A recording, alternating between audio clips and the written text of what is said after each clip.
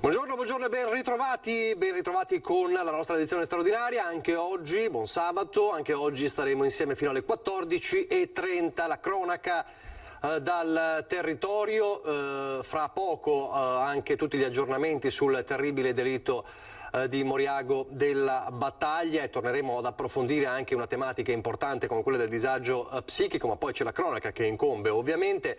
Torneremo a parlare di Covid, torneremo a parlare di politica, anche di DDL Zan, di economia in ripresa, di turismo in ripresa. Allora iniziamo proprio dal turismo con il nostro ospite, lo saluto, lo ringrazio, ben ritrovato l'assessore regionale Federico Caner, buongiorno.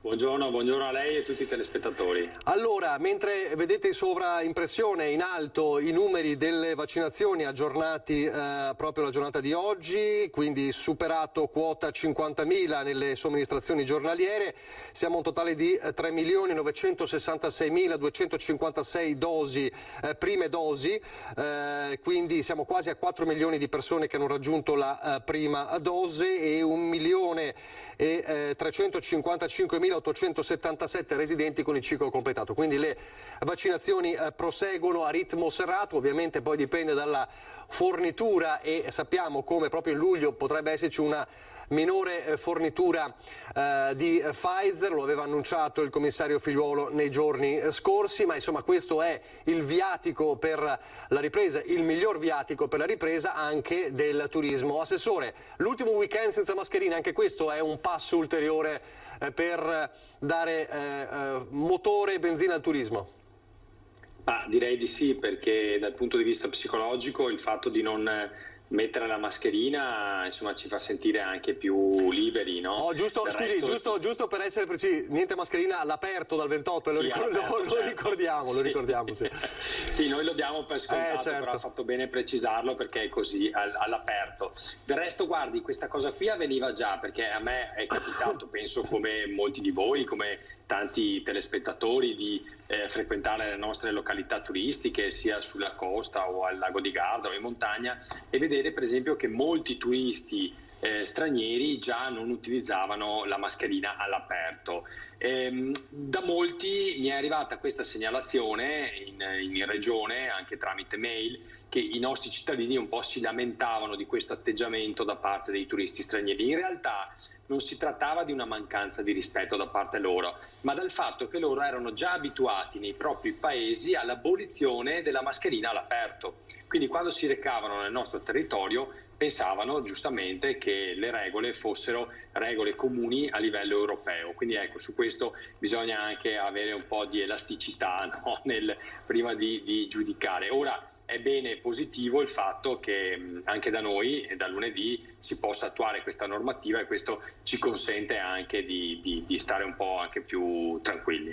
Allora, fra poco parleremo anche di come il turismo riparte dalla musica. Ieri ha presentato una importante iniziativa. Prima però un altro elemento importante, perché novità di ieri sera, nel mosaico del turismo ci sono anche i locali, le discoteche. Allora ieri il CTS ha deciso, o meglio, non ha deciso completamente perché manca ancora una data, quindi le discoteche restano ancora al palo, non c'è ancora una data precisa di riapertura, ma ha deciso la riapertura solo all'aperto con il 50% di capienza, ovviamente con il Green Pass, e questo è stato la reazione insomma dei gestori è stata fortemente negativa, si aspettavano qualcosa di diverso. Lei cosa dice? Ma guardi, se devo essere onesto, io sono dalla parte dei gestori, nel senso che mi aspettavo qualcosa di più forte anche io, semplicemente per un motivo. I giovani hanno voglia di divertimento e hanno dimostrato che se i locali sono chiusi trovano delle alternative. Se vi ricordate ciò che è successo pochi giorni fa, adesso non ricordo esattamente se una settimana o 10 giorni fa o 15, a Jesolo, con assembramenti in spiaggia piuttosto che lungo le vie principali della città, insomma dimostra che i giovani insomma hanno voglia di divertimento e se tu gli vieti la possibilità di andare nei locali trovano qualche altro sistema, magari con meno controlli, cioè essendo sottoposti a meno controlli. Io penso che invece i locali all'aperto, le discoteche con la capacità da parte dei gestori di poter anche far rispettare le norme che vengono applicate, sia un aspetto positivo. Quindi dico sì alla riapertura dei locali, con le regole ovviamente che il CTS decide di adottare per il rispetto reciproco, però secondo me può essere una garanzia in più per gli stessi utenti rispetto al fatto di chiudere le discoteche. I giovani, come sappiamo, non stanno fermi per mille motivi e quindi trovano delle alternative, magari con meno precauzioni, quindi creando alla fine un maggior danno. Ecco, quindi io semplicemente per questo motivo sono d'accordo alla riapertura dei locali, senza poi contare che, se guardiamo anche l'aspetto economico, ma questo viene visto in secondo piano, ma è comunque importante, insomma, la chiusura di questi locali per 2 anni ormai ha messo in difficoltà anche molte aziende private, quindi, e molti lavoratori che lavoravano in questo settore. Quindi insomma è giusto tener conto anche di loro, altrimenti dovremo continuare con i sussidi che però purtroppo, ahimè, arrivano sempre in ritardo. Ci fa il quadro puntuale all'oggi, se possibile, della situazione del turismo in queste prime settimane di stagione estiva? L'estate è partita ufficialmente il 21 di livello meteorologico, ma la stagione è iniziata prima. Queste prime settimane cosa ci raccontano dal litorale alla montagna alla città d'arte? Ci raccontano che la ripartenza c'è ed è vera.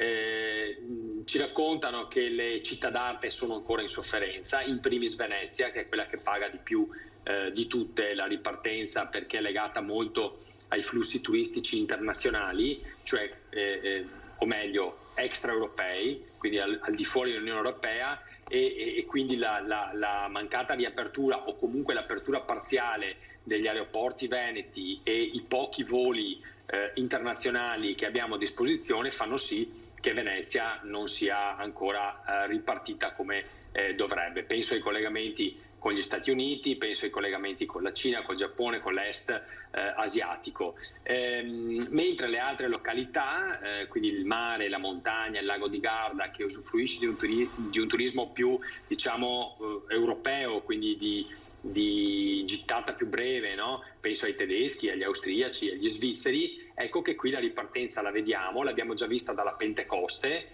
abbiamo avuto un giugno un po' più debole, con la presenza turistica concentrata il venerdì, sabato e domenica, mentre abbiamo le prenotazioni che fioccano per quanto riguarda luglio e agosto. Quindi avremo un luglio-agosto importante, le prenotazioni ci sono, sia per il mare che per la montagna che per il lago di Garda. Il termale, sta ripartendo anche il termale, anche se più in sofferenza come le città d'arte rispetto alle altre destinazioni che vi ho citato, ma insomma questa è un po' la fotografia. In sostanza è una fotografia, se vogliamo, anche buona di ripartenza. Certo non possiamo aspettarci i flussi turistici ai quali eravamo abituati, ma comunque si lavora. E una cosa che mi fa particolarmente piacere, guardi, proprio perché lo tocco con mano anche discutendo anche con amici, con conoscenti, è che la ristorazione è ripartita forte, il canale dell'Horeca c'è, lo vediamo anche dagli ordini sui prodotti tipici nostri locali, quindi agricoli, no? Penso ieri ero all'assemblea per esempio del Prosecco DOC, e gli ordini stanno ricominciando da parte del canale dell'Horeca, quindi dell'hotellerie, della ristorazione, del catering. Vedo per esempio che sono ripartite tutte le cerimonie, pensiamo ai matrimoni, ai battesimi, insomma molti mi dicevano che fanno fatica a trovare oggi un ristorante che dia la disponibilità per grandi pranzi o cene legate alle grandi cerimonie, no? Insomma, segnali di ripartenza li vedo. Questo non significa che siamo usciti dalla situazione, che deve essere comunque sempre attenzionata, però insomma vediamo che qualcosa si muove e il lavoro sta arrivando. Anzi, guardi, abbiamo un problema al contrario, molti lamentano, albergatori e non solo, di avere invece il problema dell'accesso alla manodopera, cioè facciamo fatica a trovare cuochi e camerieri per esempio, perché in questi 2 anni molti hanno cambiato lavoro perché giustamente avevano necessità di lavorare e rimanendo chiusi i locali si sono reinventati un nuovo mestiere, e poi c'è sempre quel problemino legato al reddito di cittadinanza che un po' di danni secondo me l'ha fatto, forse in misura minore al nord rispetto che al sud, però qualche danno l'ha fatto. Mentre parlava scorrevano le immagini della presentazione di ieri. Un settore di ripartenza è quello della musica. Ci spiega cosa è stato presentato ieri? Sì, ieri abbiamo presentato il secondo ciclo dei concerti della Rinascita, lo avevamo già fatto l'anno scorso. L'intenzione era quella innanzitutto di dare un messaggio importante di ripartenza, sia nel ciclo dell'anno scorso che quello di quest'anno, ma soprattutto di collegare il tema della cultura, delle bellezze che abbiamo artistiche, culturali, e la musica fa parte di questa, anche perché stiamo parlando in particolare di musica classica, con un maestro importante come il maestro Christian Ricci, che è un veneto che però ha valenza internazionale, è un maestro che canta in tutto il mondo, assieme al maestro Titotto dell'Orchestra Filarmonia Veneta, che è un altro grande maestro, direttore d'orchestra. Sono orchestre che girano il mondo e che portano anche la nostra identità, cultura, che è tipicamente veneta e italiana, perché su questo noi abbiamo una grande storia, una grande tradizione, quindi la lirica e la musica classica, insomma questo è il paese, diciamo, quasi potremmo dire fondatore, no? E quindi collegare questo aspetto alle bellezze del territorio significa non solo dare un servizio ai nostri cittadini, magari ai tanti che non possono magari recarsi in vacanza per i mille motivi, perché per lavoro o perché sono vincolati dal lavoro o perché non hanno le disponibilità economiche per farlo.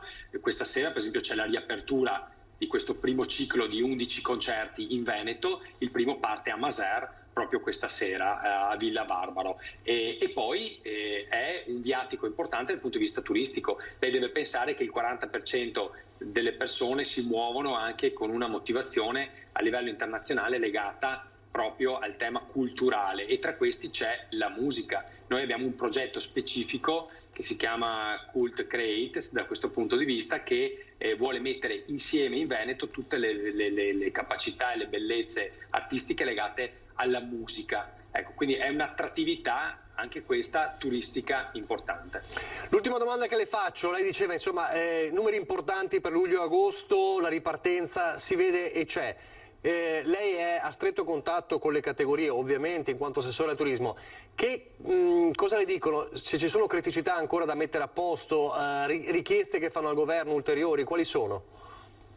Beh, innanzitutto le richieste sono, come le dicevo prima, oggi come oggi hanno necessità di trovare manodopera, di trovare persone. Più di qualcuno mi ha segnalato questa difficoltà. La difficoltà per esempio anche del sostegno per quanto riguarda i dipendenti, la cassa integrazione anche per gli stagionali e non soltanto per coloro i quali lavorano tutto l'anno, perché noi abbiamo delle situazioni da questo punto di vista molto localizzate e legate alla stagionalità, in particolare al mare e in montagna, e il sostegno, se vogliamo, in termini di promozione, perché guardi, per quanto riguarda i sussidi, io parlo del mondo alberghiero, molti ormai si sono anche arrangiati e sono ripartiti. Certo che avrebbero gradito un impegno e un aiuto a fondo perduto da parte del governo, però sa, dare 4-5 mila euro ad albergo così a pioggia probabilmente neanche funziona. A questo punto è molto più importante aiutarli con i costi per esempio del personale, che oggi c'è questa volontà, questa ripartenza, ma per far rientrare la gente a lavorare devi anche incentivarli, se vogliamo anche a pagarli di più. Però in questo momento gli albergatori, non solo gli albergatori, i ristoratori hanno una difficoltà oggettiva a farlo. Quindi secondo me ci vorrebbe un impegno da parte del governo, se vogliamo, un po' a defiscalizzare, a incentivare questa ripartenza economica legata al mondo del lavoro. Ecco, questa è una cosa importante. E poi il tema della promozione, noi la stiamo facendo a livello veneto, ma secondo me ci vuole un impegno nazionale. Io il ministro Garavaglia l'ho già detto e ha dato tutta la sua massima disponibilità a promuovere forte anche il sistema Italia, perché non basta che le regioni si muovano a livello singolo. Noi tra l'altro abbiamo fatto un bel accordo tra Veneto, Friuli, Venezia Giulia ed Emilia Romagna per quanto riguarda per esempio la costa veneta. Usciamo in Germania a fare una promozione unica, così ci costa meno, siamo più forti e vendiamo tutta la nostra costa sabbiosa, diciamo così. Insomma, c'è bisogno che oltre a queste alleanze tra regioni contermini ci sia proprio un'alleanza globale a livello nazionale, perché è nell'interesse di tutti. Grazie davvero all'assessore regionale Caner, grazie. Grazie a lei. Buona domenica. Buongiorno, buona domenica a tutti i telespettatori. Grazie. Allora, questo è il fronte turismo. Torniamo, lo dicevamo, a parlare del delitto di Moriago. Il 34enne Fabrizio Biscaro, come sapete, abbiamo raccontato ieri, era davanti al GIP ieri per udienza di convalida, convalidato il fermo, ha raccontato al magistrato quelle ore terribili dell'omicidio, come ha purtroppo ucciso la povera Elisa Campeol. Sappiamo che nella prossima settimana verrà conferito l'incarico per l'autopsia che verrà eseguita molto probabilmente giovedì sul corpo della povera ragazza. Insomma, ha agito, stando al suo racconto, veramente come un automa. Abbiamo ripercorso anche, più tardi lo vedremo, le ultime ore del killer prima di trovare il suo obiettivo, che continua a ribadire l'uomo non conosceva, quindi avrebbe colpito a caso. Resta il dolore delle famiglie, ovviamente, sia di Elisa Campeol che la stessa famiglia di Biscaro. Resta ovviamente anche il dibattito sui disagi psichici e lo affronteremo fra pochissimo. Prima però, appunto, per parlare del dolore che resta, dello sconcerto che resta nelle famiglie, ieri il nostro Cristian Arboita ha avvicinato il padre dell'assassino Fabrizio Biscaro. Ora sentiamo cosa ha detto. Non lo so, mi ha rovinato 4 famiglie.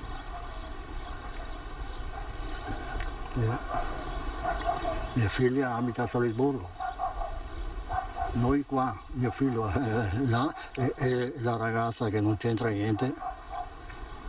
Andrà ai funerali della ragazza? Non so quando sono. Lei come sta? Più dormito? No, sempre là. Passano le ore, si aggiungono dettagli inquietanti, aumentano gli interrogativi e il caldo torrido qui in via Posmona col San Martino diventa una cappa di dolore. I balconi socchiusi sembrano quasi trattenerlo. Mario fuma nervosamente, sa che il gesto di suo figlio ha segnato un solco ancora più drammatico nell'esistenza di un'altra famiglia. E cosa si sente di dire ai genitori di Elisa? I genitori cosa vuole? Sono sulla stessa situazione nostra, forse anche più grave la loro. Ma per il momento non posso andare da loro, perché ho finito a luna di notte a Valdobbiadene, poi sono crollato, mia moglie poi. Mario torna poi con la mente a martedì, l'ultimo giorno prima del massacro di Moriago. Il martedì è andato al lavoro e è ritornato a l'1:30, ha mangiato, poi noi siamo andati via, fino a portare via del materiale. Quando sono ritornati non c'era più. Ho provato a telefonare, niente da fare, abbiamo fatto denuncia. Sono andato il mattino successivo in azienda e mi hanno detto: guarda che è andato via alle 7:30 del mattino senza dire niente. Poi ha telefonato all'agenzia interinale che si era licenziato. Eppure, spiega sempre Mario, quel lavoro in un'azienda vicino gli piaceva anche perché era arrivato dopo una serie di delusioni in ambito professionale, ma il disagio di Fabrizio era profondo e si era sedimentato nel tempo. In un caso aveva anche tentato il suicidio. L'ho fermato. L'ha fermato lei quindi? Sì. Che cosa le aveva detto? Le aveva promesso che non l'avrebbe fatto più? Non l'avrebbe più fatto, sì. E invece poi ha fatto altro, purtroppo. E anche adesso, nel momento più duro, Mario continuerà a essere padre in attesa di un momento di verità. Non posso avere sensi di colpa, cosa vuole che colpa posso avere? Perché è il mio figlio, però per adesso abbiamo fatto tutto il possibile prima, faremo anche adesso. Starete ancora dalla parte di vostro figlio? Sì, perché è sempre il nostro figlio, no? Però bisogna vedere, perché cosa dirà. Ci vuole parlare a 4 occhi? Sì, io guardo negli occhi. Allora, abbiamo fatto tutto il possibile, dice Mario Biscaro. È la domanda che si fanno tutti in questi giorni. È stato fatto tutto il possibile? Saluto e ringrazio il direttore del Dipartimento di Salute Mentale dell'ULSS 2, il dottor Leonardo Meneghetti. Buongiorno. Buongiorno a tutti. Allora, in questi giorni c'è ovviamente lo sconcerto per il delitto e tante domande. Lei che idee si è fatto? Come commenta questi giorni di dibattito anche sulla difficoltà di intercettare questi disagi psichici prima che poi si trasformino in questi atti così efferati? Ma innanzitutto devo dire che non sono parole scontate, il fatto di essere estremamente vicino alle due famiglie, alle famiglie della vittima di Fabrizio. Sono anche vicino, mi permetto, agli operatori che comunque hanno seguito Fabrizio in questo tempo. Non è facile commentare. Commentare una tragedia di questo tipo richiede un'estrema prudenza. Questo perché stimola tutta una serie di quesiti, di dubbi, di aspettative da parte dell'opinione pubblica, da parte degli utenti, dei familiari, ma anche di altre istituzioni. E mi permetto di dire che se queste aspettative sono per lo più anche irrealistiche, l'operatore della salute mentale, lo psichiatra in primis, ma la psichiatria tutta come disciplina si vede caricata di un profondo pregiudizio verso quelle che sono o che dovrebbero essere le competenze e le responsabilità nei confronti della cura sempre difficile dei nostri pazienti, e soprattutto verso l'idea che rischia di essere semplicistica, che noi psichiatri abbiamo gli strumenti per prevenire i comportamenti violenti dei nostri pazienti. Lei dice sì, ecco, sì. Volevo capire, lei dice insomma le aspettative sono più grandi della realtà, è così? No, le aspettative sono assolutamente comprensibili. Va anche detto che non solo in questo momento storico, ma da un po' di tempo stiamo attraversando un periodo nel quale rischia di prevalere l'attribuzione forte alla psichiatria di una funzione di controllo sociale. Questo va detto. La psichiatria ha invece negli ultimi 40 anni, dalla chiusura dei manicomi, una preminente funzione di cura, di prevenzione, di promozione della salute mentale, mentre l'attribuzione di un mandato di controllo sociale spira molto, molto forte. Qui non si tratta assolutamente di negare o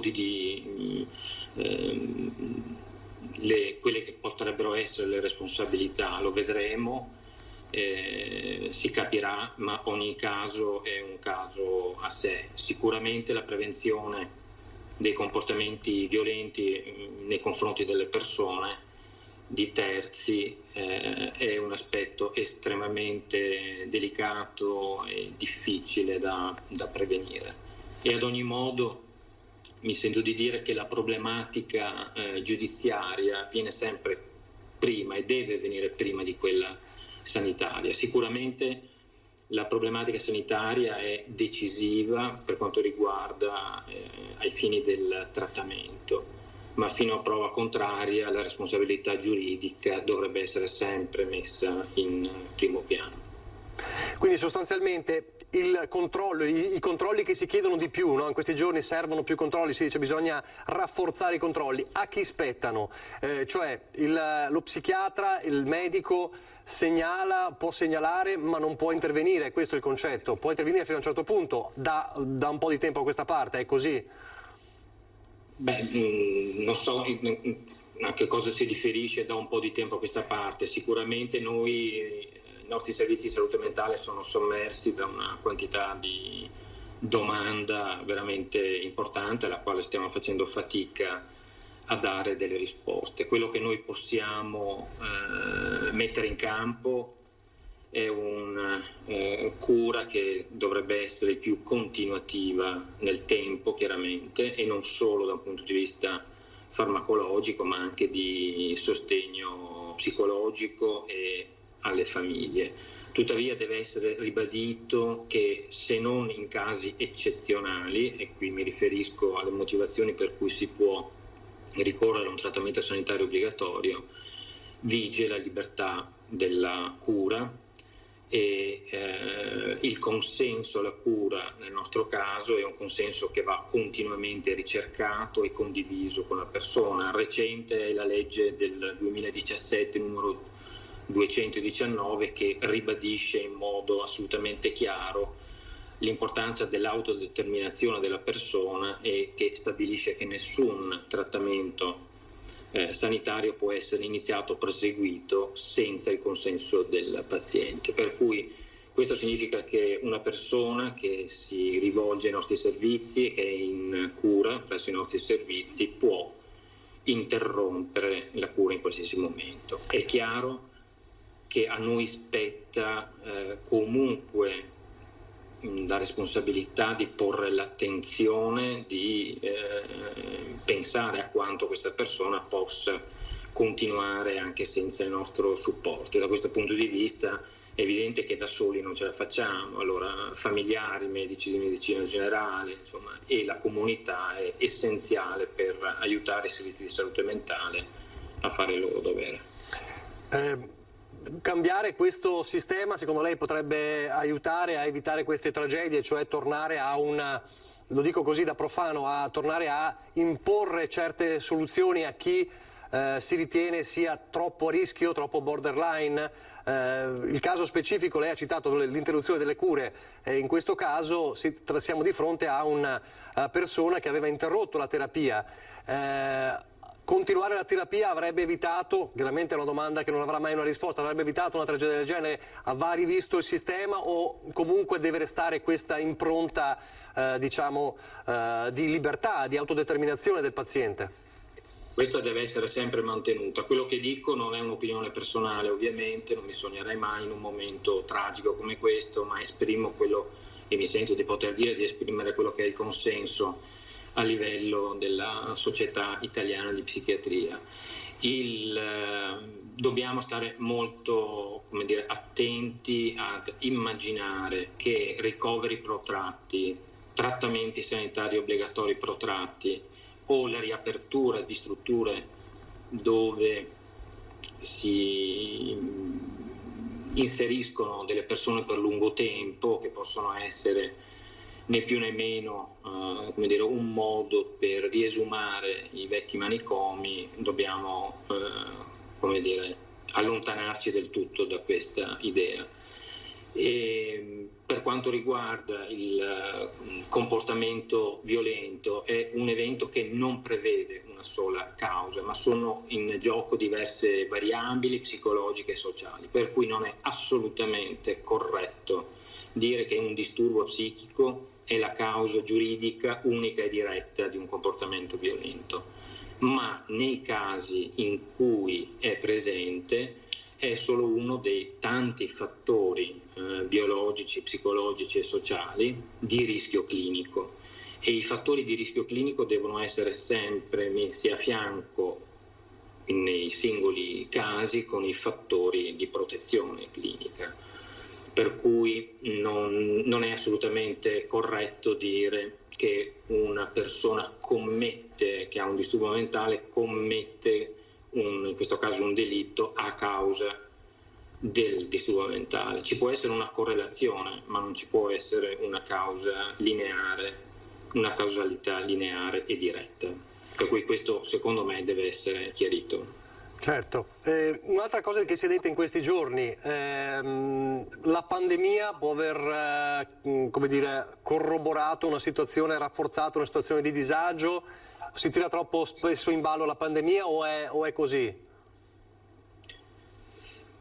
Ma il fatto che la pandemia abbia destabilizzato l'equilibrio di moltissime persone, forse di chiunque di noi, non c'è dubbio. I nostri servizi di salute mentale sono stati ultimamente intercettati da tutta una serie di utenti, di persone, anche e soprattutto giovani. In questo caso mi sembrerebbe un po' forzato dire che la pandemia possa aver contribuito.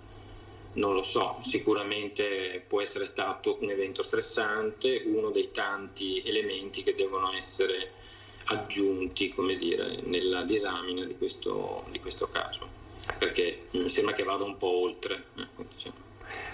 Torniamo invece alla causa, sono le ultime due domande e poi la libero. Alla questione che diceva prima, avete tanti casi ovviamente da osservare, da monitorare. una richiesta potrebbe essere, cioè un elemento di crisi del settore può essere anche la mancanza di un organico? C'è bisogno di più personale? Può essere un'altra causa, anche un elemento che può aiutare a intercettare meglio questi disagi, oppure è proprio lo scollegamento spesso tra famiglie e istituzioni che crea questi buchi, e quindi anche se ci fosse tanto personale poi accadrebbero lo stesso queste cose? Cioè serve comunque più personale secondo voi a livello veneto o nazionale? Ma che ci sia bisogno di più personale non c'è nessun dubbio, è altrettanto vero. Io parlo come direttore del Dipartimento dell'US 2, io sono a Treviso da 2 anni, è stato fatto di tutto e di più, dai concorsi a tempo determinato, a tempo indeterminato, ci sono pochissimi psichiatri. La sofferenza del nostro Dipartimento è la sofferenza di molti altri dipartimenti di salute mentale, quindi sicuramente abbiamo avuto la possibilità con la direzione strategica di avere più psicologi, assistenti sociali, infermieri, e questo è chiaramente un aspetto estremamente importante. Di psichiatri ce ne sono sempre meno, probabilmente è una disciplina sempre meno appetibile con ogni probabilità. Se un numero maggiore di personale, soprattutto di psichiatri, potrebbe eliminare questo rischio, diminuire questo rischio, non so, insomma, è difficile dirlo. È molto difficile da dire, proprio perché è un aspetto estremamente complesso e pluridimensionale. Legato a tanti fattori. L'ultima domanda che le chiedo, abbiamo visto le parole del papà dell'assassino. C'è un'altra famiglia, la famiglia ovviamente di Lisa Campeol, che in questi giorni davvero è sballottata in una situazione di dolore, ma anche di richiesta di verità, di giustizia ovviamente. Soprattutto in casi come questi, dove a quanto pare, a meno che poi le indagini non proseguono diversamente, si è trattato, a quanto pare, lo ripeto, si tratterebbe di un gesto casuale, cioè di una vittima colta a caso. È ancora più difficile, immagino, da superare. Come possono superare questo scoglio incredibile, se si può superare, i familiari di Elisa? Se entrambe le famiglie possono avere ancora la fiducia di potersi rivolgere a noi, è chiaro che questo è un aspetto estremamente importante, per cui invitiamo entrambe a poter chiedere un nostro supporto e un nostro aiuto. È evidente che ci sarà un'indagine, è evidente che ci sarà una perizia psichiatrica, e si cercherà di capire poi in che modo anche Fabrizio potrà essere aiutato. Grazie davvero al dottor Leonardo Meneghetti, tema molto delicato e quindi abbiamo scelto una persona competente per poterne parlare. Grazie davvero e buon lavoro. Grazie a lei, grazie a tutti. Grazie. Arrivederci. Allora, adesso invece torneremo fra poco a parlare del delitto di Moriago, perché vi faremo vedere altri servizi ovviamente su questa vicenda, però abbiamo in collegamento, e cambiamo completamente argomento, la nostra Anna Maria Parisi, che si trova, credo, a Mestre, e ci parlerà anche del perché è a Mestre, così anticipiamo qualcosa che troveremo poi nel nostro telegiornale di Venezia. Però prima volevo partire, visto che comunque ti occupi di Venezia, di un altro importante passo sulla via della ripartenza, perché torna dopo un anno di sospensione la festa Redentore a Venezia. È così, Anna Maria? Confermo, Nicola, buongiorno a te e a tutti i nostri telespettatori. Torna quest'anno la festa del Redentore, la meravigliosa festa che con i suoi fuochi d'artificio tornerà anche quest'anno a illuminare il bacino di San Marco, quando, come sempre, il terzo weekend di luglio, quindi sabato 17 luglio con la grande festa in bacino a San Marco, che culminerà con i fuochi d'artificio d'artificio, e poi domenica 18 con la messa, al Redentore, naturalmente alla chiesa del Redentore, e con il Patriarca. Ma l'anno scorso si sarebbe dovuta tenere, si sperava si potesse tenere, ma così non è stato. Quest'anno ci sarà con tantissime però limitazioni la festa del Redentore. C'è da dire che i lavori sono ancora in corso in prefettura, ma già trapelano le prime indiscrezioni logistiche. Ci saranno percorsi limitati, percorsi transennati e accessi anche limitati con i vari distanziamenti che sarà obbligatorio tenere. Non sappiamo ancora come. Bisognerà prenotarsi anche per assistere ai fuochi d'artificio in bacino San Marco con le proprie imbarcazioni, sia per quanto riguarda i residenti a cui verrà data la priorità, sia per chi arriva da fuori Venezia. Ancora non è certo, però si presume che chi verrà ad assistere alla festa del Redentore dovrà essere munito di Green Pass, quindi la certificazione digitale che attesta o di essere guariti dal Covid o di essersi vaccinati, ma comunque la cosa certa è che la festa del Redentore si terrà, e questa è una grandissima gioia per tutti quanti noi veneziani, e devo dire anche per tutti i veneti e la gente che ama Venezia. Quindi i fuochi si terranno in bacino a San Marco sabato 17 luglio. Ci troviamo aspetta a Mestre, perché un'anticipazione, come avevi chiesto. Se mi senti, aspetta un attimo, adesso arriviamo su Mestre, così ci anticipi quello che ci sarà stasera. Peraltro tu, volevo dire, ti sei occupata ieri a proposito di Venezia, sono settimane infuocate sul fronte dei comitati ordine pubblico e sicurezza, ti sei occupata anche delle ultime novità sul G20, il G20 è atteso tra l'8 e l'11 di luglio, esatto, anche con delle restrizioni particolari. Lo ribadiamo, lo ricordiamo, non ci sarà l'area rossa a Venezia come si era paventato qualche mese fa, però certamente la zona dell'Arsenale, occhi elettronici, ovviamente. Comunque sarà una zona.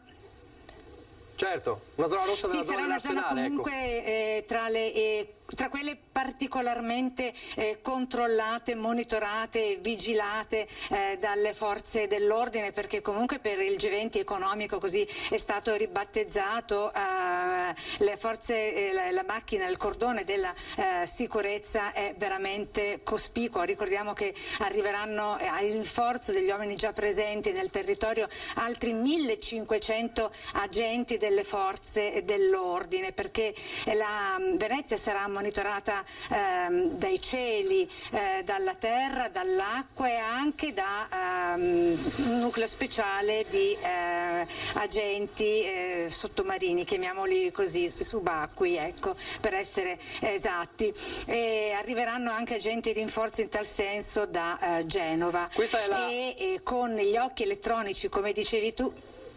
No, continua pure, con scusami. Gli occhi elettronici, come dicevi tu, verranno posizionate alle oltre 460 telecamere già presenti in città a Venezia, stiamo parlando di centro storico, altre nuove 30 telecamere verranno posizionate e sono già al lavoro in queste ore gli uomini e i tecnici del comune, che d'accordo con il comando della polizia locale stanno eseguendo questi lavori. Questo per rendere particolarmente attenzionata e sorvegliata, speciale tutta la zona attorno all'Arsenale, dove ricordiamo si terrà questo particolare importantissimo meeting internazionale ai primi di luglio, dall'8 all'11 luglio. Ecco, questa è la sicurezza in senso, scusami Anna Maria, questa è la sicurezza, diciamo, di Venezia, però c'è anche la sicurezza, diciamo, in senso più stretto, che riguarda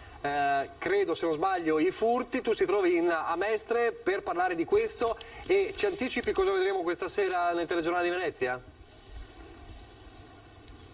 Sì, questa sera nel telegiornale di Venezia, a partire dalla cronaca, racconteremo in presa diretta la testimonianza di un uomo che abita nella zona attorno a Via Bissuola, che si è trovato proprio poche sere fa faccia a faccia con un ladro acrobata. Lui abita al secondo piano, ha detto teneva i balconi aperti pur essendo dotato di aria condizionata, e alla vista del ladro di fronte a sé, urlando al ladro, il ladro è scappato, come gettandosi letteralmente dal secondo piano, senza, sembra, riportare alcuna lesione, frattura, ferita, tanto che poi ha sentito il ladro che a gambe levate correva verso la direzione, verso la via di fuga. Naturalmente ha fatto denuncia di questo, e lui ha voluto testimoniare in prima persona quanto accaduto, perché dice possa essere da monito per tante persone, cioè non per creare allarmismo, ma per dire di prestare la massima attenzione, anche nonostante Ecco, invece mi trovo qui in via Boerio, in questo angolo bellissimo, circondato dal verde, laterale di viale San Marco, perché chiamerei accanto a me proprio uno dei rappresentanti, portavoce del comitato del viale San Marco, Adriano Beraldo, perché qui, come ben sai, come abbiamo documentato più volte nel corso dei nostri telegiornali, dovrebbe sorgere alle nostre spalle, dovrebbe sorgere la famosa torre alta 70 metri, però i residenti, non soltanto, con anche l'azione di moltissimi comitati ambientalisti e non soltanto della città, si stanno mobilitando contro questa torre. Perché, Adriano? Allora, se voi fate un giretto per Viale San Marco, notate come come è costruito. Insomma, sono piccole corti con costruzione al massimo di 2 piani e qualche palazzone al massimo, sono una ventina di metri. Ecco, qui ci troviamo a ridosso, cioè a 2 passi da San Giuliano. Esatto, all'ingresso verso. Esatto, il parco di San Giuliano è qui a 500 metri, c'è il ponte ciclopedonale. Se voi notate, questa è una pista ciclabile che è usufruita da tutta Mestre ed è quella più trafficata in assoluto. È bello questo territorio perché è pieno di verde, no? Anche tutta l'area che in qualche maniera sarà soggetto alla variante è tutta attorniata di piante di alto fusto. Un'area che andrebbe bonificata e invece non verrà bonificata, sembra, secondo il progetto? Allora, nel progetto non si capisce molto, si parla di messa in sicurezza, e quello che comunque balza agli occhi è che un'area di quasi 23.000 metri quadrati, di questi 23.000 metri quadrati di verde da bonificare naturalmente, ne rimarrebbero pochissimi perché 16.500 verrebbero asfaltati. Circondata da alberi meravigliosi. Allora, noi stiamo facendo come comitato anche un censimento delle piante. Che alberi ci sono? Allora, c'è un ciliegio di circa 50 anni, c'è un noce saranno un 7 metri, 8 metri d'altezza, c'è un abete, ci sono 2 fichi, ci sono degli alberi di giuggiole, c'è un susino, quindi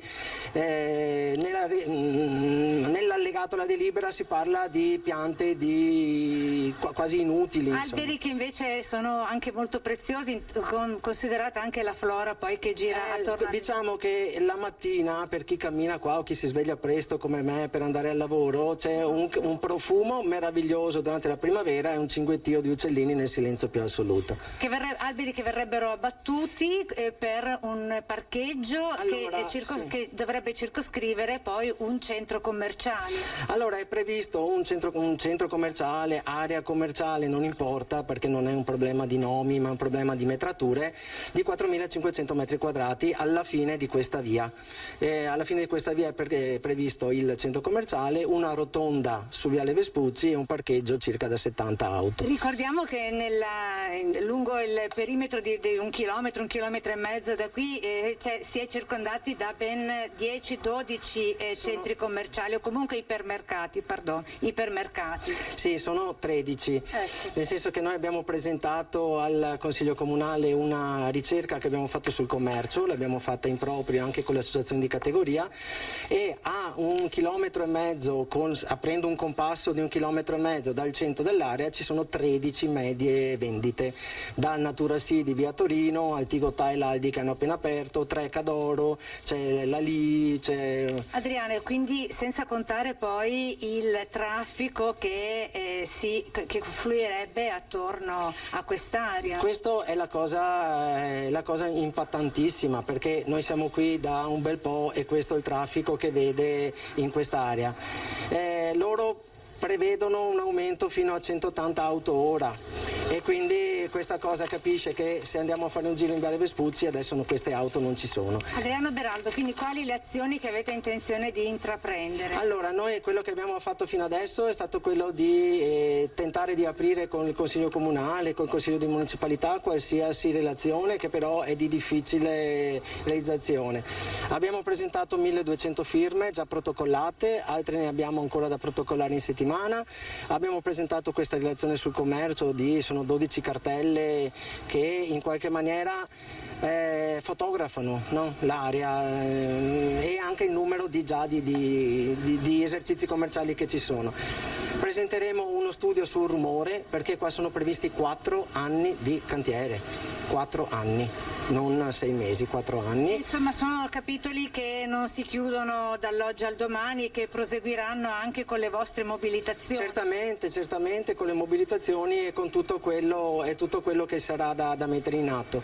Non capiamo assolutamente qual è la velocità, qual è stata la necessità di questa urgenza, che mercoledì faranno la commissione e giovedì il Consiglio, che votano su una cosa che sarà di un impatto devastante per questo territorio.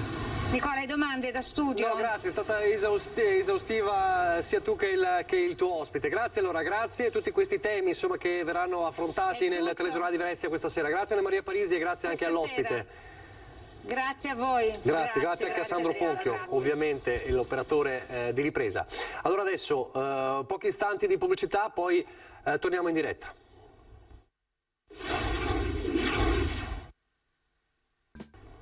Rieccoci in diretta con la nostra edizione straordinaria. Ripartiamo dalla cronaca e parliamo del tragico incidente avvenuto lungo la provinciale 91 a Ponso, nella Bassa Padovana, dove una donna di 50 anni a bordo della sua minicar è stata tamponata finendo contro un mezzo pesante. Per lei purtroppo non c'è stato nulla da fare.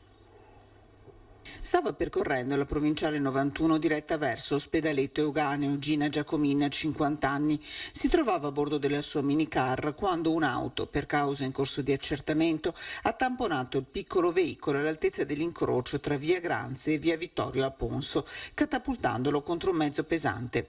L'incidente intorno alle 18:30 di venerdì. Sono stati proprio gli autisti dell'auto e del camion a chiamare i soccorsi. I primi ad arrivare i vigili del fuoco, che hanno estratto dall'auto completamente accartocciata la donna, che è stata rianimata per lungo tempo dai sanitari del 118 e poi trasportata in elicottero in ospedale a Padova. Qui purtroppo il suo cuore si è fermato. Le indagini sono affidate ai carabinieri. La Guardia di Finanza invece ha sequestrato un carico di 30.000 dosi di botulino prodotto in Corea del Sud e importato illegalmente in Italia. Ed è stato sequestrato questo carico dalla Guardia di Finanza di Treviso a un cittadino ucraino di 46 anni. L'intervento delle Fiamme Gialle è stato fatto al casello autostradale di Venezia Est. Medicinale trasportato a bordo di un furgone proveniente dalla Polonia e diretto in provincia di Napoli, era occultato in un contenitore nascosto tra i bagagli dei 5 passeggeri del mezzo. I medicinali avevano tutti come principio attivo il Clostridium botulinum, impiegato nella chirurgia estetica per inibire temporaneamente l'azione dei muscoli mimici del volto, riducendo così la formazione delle rughe dell'espressione. Il conducente è stato denunciato. L'illiceità della merce è stata confermata dall'ufficio qualità dei prodotti e contrasto al crimine farmaceutico dell'AIFA, che ha stabilito che i farmaci erano privi dell'autorizzazione all'immissione in commercio in Italia. Questo per quanto riguarda un altro focus sulla cronaca. Torneremo fra poco a parlare di cronaca. Adesso però abbiamo visto nel collegamento di Anna Maria Parisi la lotta per il comitato di Viale San Marco a Mestre per salvare gli alberi di Viale San Marco. Ebbene, è una storia quella di Fiorenzo Caspon, che io ringrazio e saluto. Buongiorno. Buongiorno a lei. Che ha fatto un po' il giro d'Italia in questi mesi, perché il signor Caspon è diventato un imprenditore importante di Fanzolo di Vedelago, nella Marca trevigiana, è diventato per tutti l'uomo che salva gli alberi, perché ha deciso, e adesso ci racconterà quando e perché, di acquistare dei terreni e di piantarci degli alberi, tanti alberi, con lo scopo di creare delle vere e proprie oasi naturalistiche. Allora, come intanto in questi mesi un po' di notorietà come li sta vivendo? Perché insomma è diventato un po' un personaggio a livello nazionale. È stato un ciclone mediatico che io non me ne aspettavo. Non sono andato in cerca, però insomma mi è fatto molto piacere, anche perché chissà che con questa storia sensibilizzi un po' altre persone che riescono a fare ciò che sto facendo io, diciamo, perché sono 50 anni che ho questa passione e dagli ultimi 10 anni che ho avuto l'apice di questa mia attività. Speriamo che vada avanti, speriamo di andare avanti e che altri seguano il mio esempio. Allora, lei è un imprenditore che ha un'azienda leader nella lavorazione di lana d'acciaio di alta qualità, quindi tutto farebbe pensare, tranne che un imprenditore di questo tipo possa essere in realtà un ecologista. Sfatiamo questo luogo comune. Come lei è venuta, come è nata questa idea? Insomma, ce l'ha sempre avuta, l'ha realizzata, quando l'ha realizzata? 50 anni fa eravamo tutte famiglie contadine, quindi eravamo tutti in mezzo ai campi. Questa passione mi è venuta da 50 anni, l'ho sempre tenuta dentro di me, ho lavorato nella mia attività, ho fatto una parentesi, però la passione l'avevo sempre dentro. E vedevo questa devastazione continua, giornaliera, che si protraeva all'infinito. Io ho detto, se riesco mai a portare via qualche campo a questi finti contadini, faccio tutto il possibile. E così ho cominciato 10 anni fa e sono arrivato a 500.000 metri quadrati, 50 ettari. 50 ettari dove sono dislocati? Tutta nella zona? Dietro la mia fabbrica, in centro del paese, insomma, diciamo. Appena dopo la Pedemontana, ecco, c'è un'area qui che è tutta verde. Ci sono quasi 5.000 alberi piantumati e continuerò ancora in seguito. Qual è l'obiettivo? Arrivare a quanti? L'obiettivo, cioè non è che posso dire il numero, perché i campi non è che te li vendono così a gratis. Certo. Ma che mi dicono se vogliono comprarli, cioè io i terreni li rigenero, anziché darli, non so, a dei finti contadini che fanno coltivazione intensiva, io li rigenero. Semino l'erba, semino i fiori. Adesso ho seminato 4 ettari di fiori, fiordalisi, papaveri, margherite, facelia, insomma è una meraviglia solo a vederli. E quindi man mano che mi arriva questa terra io l'acquisto se ha un prezzo modico e io vado avanti finché ho la forza.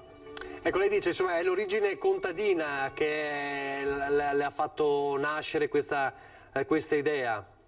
Sì, certo, perché una volta si viveva molto meglio, adesso si vede delle distese di campi che ormai la terra è arida, non dà più niente. Se noi gli buttiamo il potassio, l'azoto, concimi, il trattamento non dà più niente, serve solo per tenere in piedi il gambo della pannocchia, il gambo della soia, il gambo del frumento, perché non dà più niente.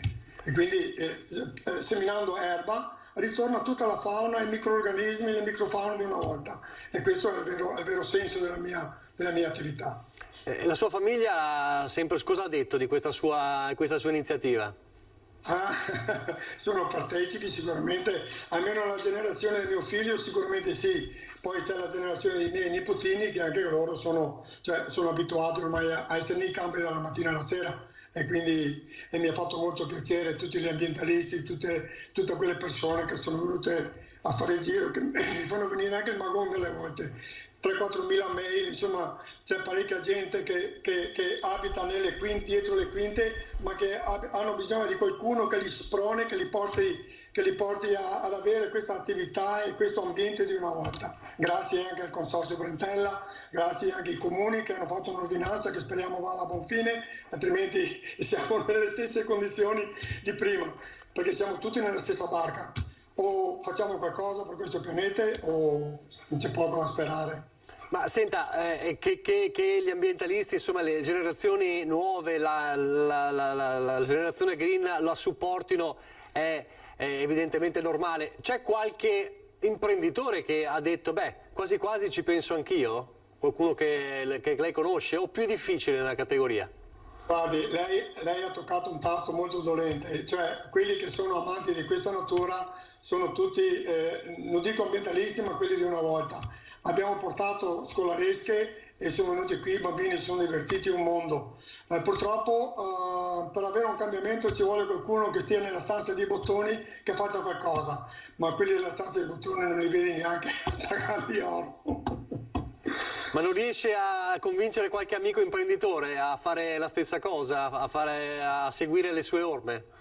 Beh, ho sentito qualcuno che ho avuto tante richieste di persone normali, si può dire, diciamo normali, che le maestranze comunali volevano tagliare gli alberi per la pericolosità, ma gli alberi, anche se sono pericolosi, non è che fanno danni, basta potarli, non serve tagliarli da sotto, perché allora cosa facciamo? Distruggiamo tutti i ponti, che il cemento ha 70 anni, distruggiamo tutte le case, le radiamo al suolo, perché qualche pietra me la cade sulla testa, cioè anche gli alberi non bisogna tagliarli da sotto, si fa in maniera che non siano più pericolosi, diciamo, che dopo non è alla fine che tutti siano pericolosi.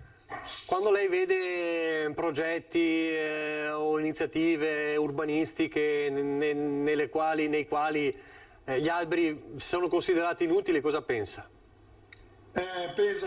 Io ho telefonato a diverse amministrazioni comunali, ho avuto anche qualche dissenso, però cosa vuole? Gli alberi grossi bisogna tagliarli, ma ne pentiamo di quelli piccoli, hai voglia.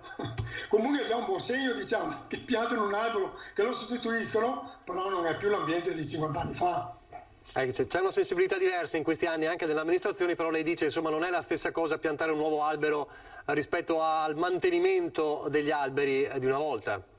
Certo, è tutta un'altra cosa, perché con l'albero che ha 50 anni vedi l'ambiente di 50 anni fa. Con l'alberetto nuovo, che dopo un anno ce ne danno da bere, muore, perché non è così semplice, cioè tanti piantano gli alberi anche dietro le autostrade, eccetera, dopo c'è un'altra società che gli dà da bere e invece li lascia là. Io tempo fa ho dato da bere 1 chilometro di piantine fatte sulla Pedemontana, perché c'era la società che le hanno piantate, poi c'era un'altra società che gli aveva dato da bere, quelle che le hanno dato da bere non gli hanno dato, quindi sono corso io a dargli da bere. Cioè sono stupidaggini queste, ma sono cose che alla fine servono. Lei ha parlato prima di finti agricoltori, insomma ci sono 2 ordini di problemi, mi pare di capire, non solo la cementificazione delle aree, ma anche distese che vengono lasciate lì, quindi sono 2 le problematiche ambientaliste. Guardi, allora una volta io nel mio paese, a Fanzolo, nel Bedelago, ci sono 2000 campi e c'erano 2000 contadini che lavoravano questi campi. Adesso questi contadini, tanti è da baciargli le mani, tanti sono andati in paradiso, hanno delegato ai terzisti. I terzisti per lavorare 2 campi sono in meno di 10 rispetto a 2000. Quindi lei immagini, in 10 che lavorano 2000 campi, la fretta quant'è? È tantissima. Quindi passano, devastano, spaccano, rompono, cioè devono lavorare anche loro. Questo è un effetto. Il secondo è che adoperano questi fitofarmaci, questi prodotti chimici, che purtroppo è qui il guadagno, è qua dove sta il guadagno delle multinazionali, che gli mettono l'azoto, il potassio, il trattamento, il concime, il diserbante, l'essiccante, non viene niente. Quindi per poter lavorare 2000 campi, essendo in 10, devono adoperare tutta questa cosa e purtroppo il nostro territorio è devastato. E poi c'è il fronte comunque della cementificazione che esiste e che riguarda spesso anche gli imprenditori, le imprese, le fabbriche, i capannoni. Certo, io avevo una zona industriale che valeva milioni di euro. Io non vorrei che tutti facessero come ho fatto io, l'ho declassata e ho messo area agricola e ho piantumato quasi 400 alberi. Io non voglio dire agli altri imprenditori che facciano come ho fatto io, perché è un po' difficile, però insomma che abbiano un po' di sensibilità nell'area artigianale, nell'area di fare un'area verde, di piantumare gli alberi, penso che questo lo possono fare. Senta, l'ultima domanda, lo fa per i suoi nipoti anche ovviamente, tutto questo, perché abbiano un futuro diverso? Ma la mia età avanza, se non sono i bambini, sono loro che devono capire che noi facciamo qualcosa, perché la terra è 4.000 anni che è abitata. Solo gli ultimi 70 anni l'abbiamo devastata. Se non facciamo vedere ai nostri nipotini che facciamo qualcosa per dare indietro ciò che gli abbiamo tolto, non vengono neanche a trovarci al cimitero. E questa è la paura. Io qualcosa l'ho fatto comunque, il posto al cimitero l'ho sicuro. Speriamo il più avanti possibile. Grazie allora, grazie a Fiorenzo Caspone, grazie per questa testimonianza davvero particolare, importante. Insomma, non c'è solo la generazione giovane, Greta, ma ci sono anche imprenditori, insomma, veneti del nord-est, che spesso vengono così etichettati, no? Come gli imprenditori senza scrupoli, e poi ci sono imprenditori come Fiorenzo Caspone. Continui pure allora e seguiremo il suo percorso. Grazie davvero, grazie e buon lavoro. Grazie a voi, grazie davvero. Allora noi torniamo velocemente in pubblicità e poi di nuovo in diretta ancora con la cronaca. Torneremo a parlare di Moriago, del delitto di Moriago.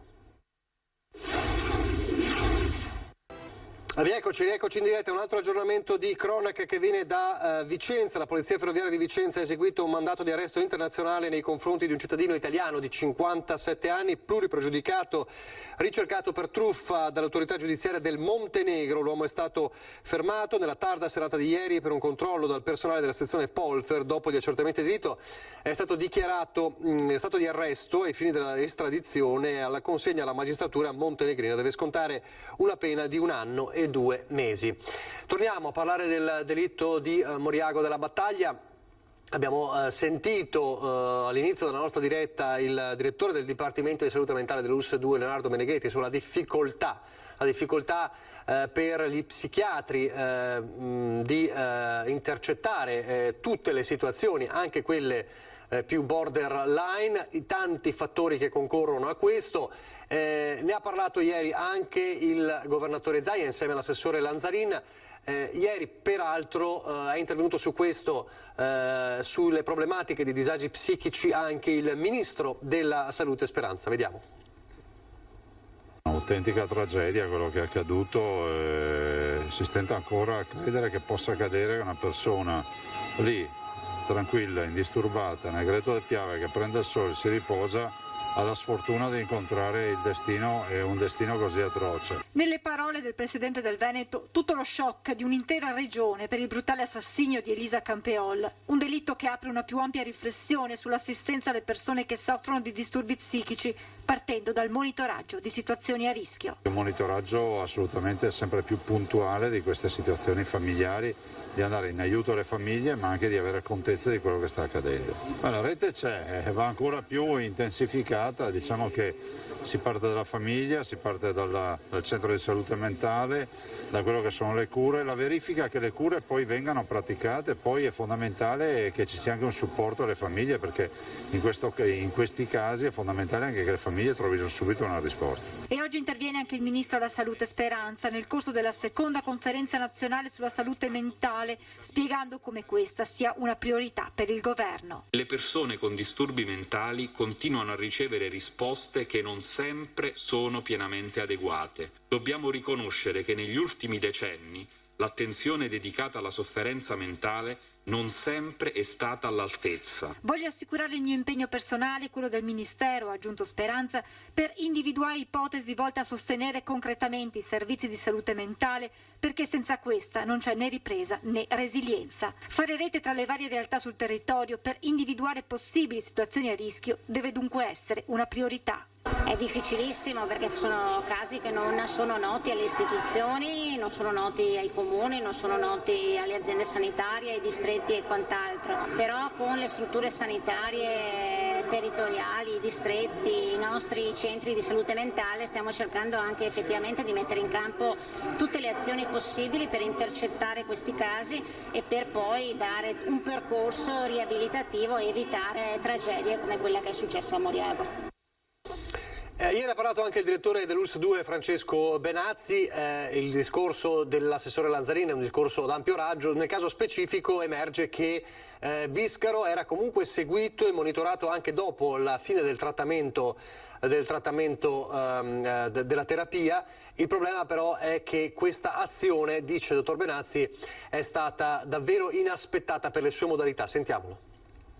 Era un paziente seguito ovviamente dai nostri servizi e veniva monitorato chiaramente ogni giorno e quindi per qualsiasi tipo di problema che lui potesse manifestare, e era seguito da uno psicologo, da uno psichiatra, ovviamente da un nostro educatore, dagli infermieri. Ora si ricostruisce, si cerca di capire qualcosa che sarà difficile da spiegare. Fabrizio era seguito, faceva una vita normale fino a quando ha deciso di smettere la terapia farmacologica. I servizi mi dicono di sì, io prendo atto, come le dicevo, noi continuiamo a monitorare comunque la persona, anche se la persona rifiuta, per capire cosa fa la persona tramite i familiari, eccetera.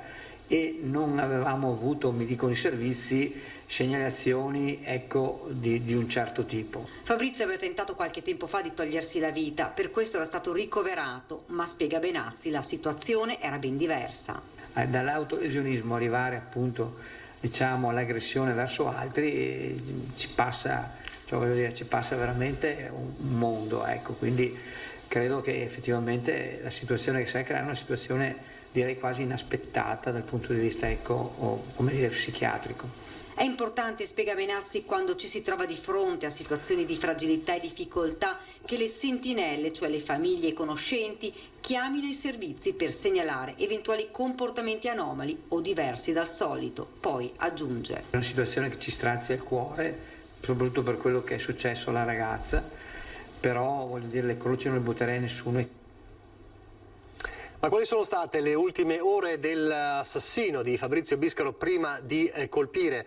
Il mosaico si sta componendo con il racconto anche del giovane che ieri ha parlato davanti al giudice, ha ribadito la estraneità, la mancata conoscenza con la sua vittima. Sappiamo che è stato confermato ovviamente la convalida del fermo. C'è l'autopsia che verrà eseguita la prossima settimana, molto probabilmente giovedì, l'incarico verrà eseguito martedì. Allora, cosa ha fatto Biscaro nella giornata precedente, nelle ultime ore prima di colpire, e poi come ha colpito la povera Elisa? Volevo qualcosa che appartenesse a lei. Parole agghiaccianti di una folle lucidità. Fabrizio Biscaro in un istante ha cancellato la vita di Elisa, l'ha barbaramente uccisa a sangue freddo, poi le ha tagliato l'orecchio che ha messo assieme al coltello dentro uno zaino. Meno di 24 ore per una tragedia senza un perché. Tutto ha inizio la sera prima, il 34enne come ogni giorno va al lavoro, timbra ma dopo mezz'ora esce. Il suo stato psichico probabilmente è già alterato. A pranzo rientra a casa ed è l'ultima volta che lo vedono i genitori. Fabrizio nel pomeriggio sale in auto ed inizia la sua corsa verso una follia che lui non può più controllare. Prima da un tabacchino acquista una cinquantina di gratta e vinci per 200 euro, poi entra in un supermercato ed acquista un coltello lungo di quelli per tagliare il pane, una lama di una ventina di centimetri. Poi di nuovo alla guida della sua Polo nera, raggiunge la zona del Vittoriese, poi si dirige verso la Feltrina, trascorre la notte in macchina e la mattina entra nel parco dell'Isola dei Morti dove compie il massacro. La sua rabbia, dice, era cresciuta e voleva uccidere qualcuno. Il suo nome è Elisa. La vittima aveva parcheggiato nello stesso posto la sua 500, poi si era sdraiata a prendere il sole. Lui l'ha colta di sorpresa da dietro, un vero agguato. Un primo colpo l'ha fatta cadere dalla sdraio e poi ha infierito almeno una decina di volte. Le grida disperate di aiuto sono state sentite da due passanti che sono accorsi troppo tardi per Elisa, ormai agonizzante. Fabrizio ha compiuto il suo massacro. Poco dopo si è presentato alla caserma dei carabinieri. Sono stato io, le prime parole. Ora spetto agli investigatori accertare i suoi spostamenti e rispondere a domande che per ora non hanno una risposta. Sono aspetti che stiamo verificando, quelli degli spostamenti di queste ore che hanno preceduto questo episodio efferato, così come stiamo approfondendo anche la personalità di questo soggetto, sempre d'intesa con il procuratore della Repubblica, a cui cercheremo di fornire un quadro più possibile completo di questo episodio che purtroppo si è palesato in tutta la sua drammaticità.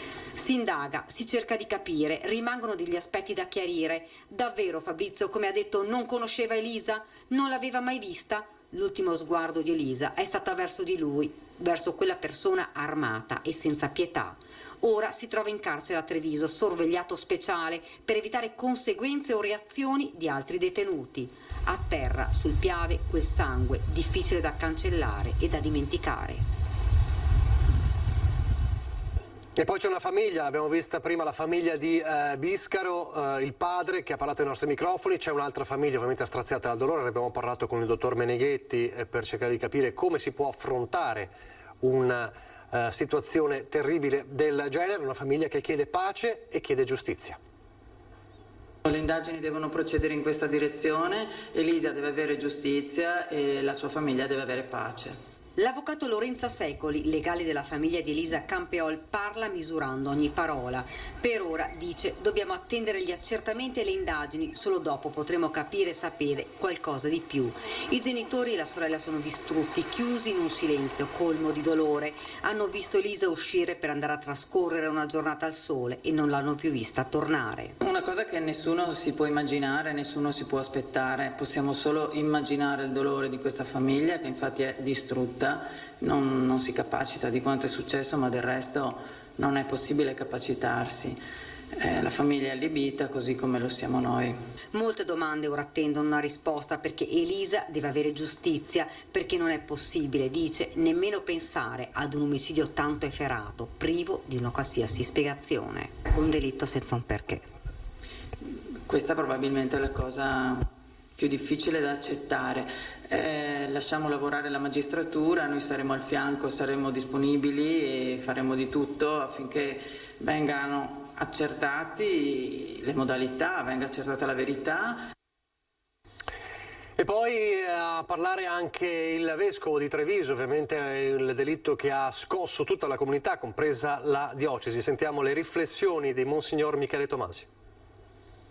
La prima riflessione la sto facendo nella preghiera per la vittima, per tutte le sue persone care, anche nella preghiera per chi ha compiuto questo gesto e per tutti coloro che non debbono essere lasciati soli, perché c'è tanta sofferenza e alle volte ci sentiamo impotenti di fronte a situazioni dove pensiamo che cosa avremmo dovuto o potuto fare di più. Sicuramente dobbiamo continuare a prenderci cura gli uni degli altri, a mantenere sempre di più stretti e vivi i nostri legami di comunità, aprire sempre di più spazi, aprire luoghi di condivisione e non chiudere, accorgerci degli altri, sentire come stanno i nostri amici, i nostri vicini, le persone che stanno accanto, avere questa grande alleanza anche tra istituzioni,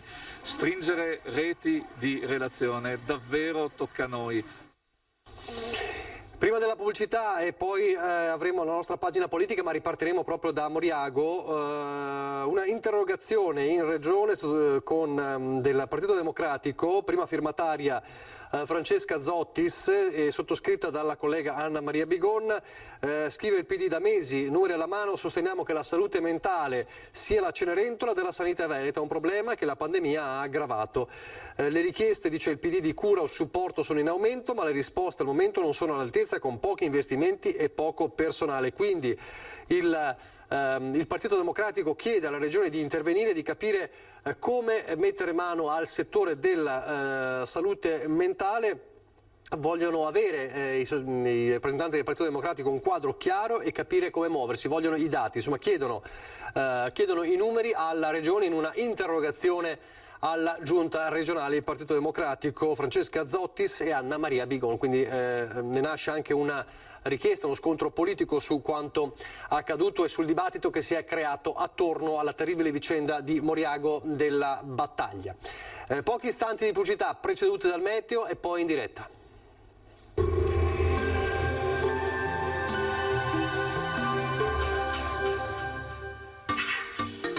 Tremonti, attrezzature e materiale per saldatura professionale a Montebelluna. Bentrovati al meteo.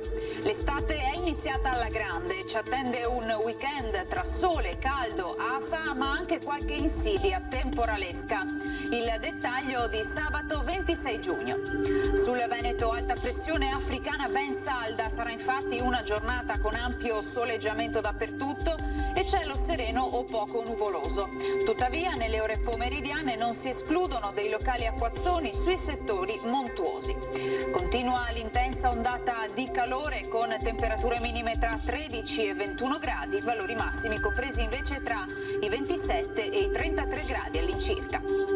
Ci spostiamo ora sul Friuli Venezia Giulia, tanto sole anche qui dappertutto, al massimo con poche nubi a carattere sparso, isolati rovesci al pomeriggio sui rilievi. Temperature minime tra 18 e 22 gradi, massime sui 28-31 gradi.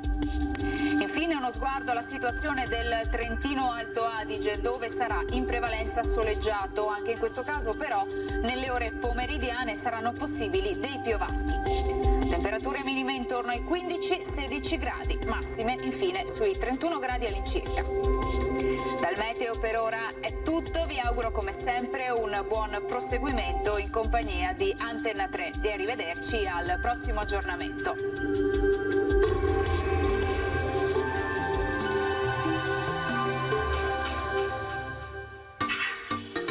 Tremonti, attrezzature e materiale per saldatura professionale a Montebelluna.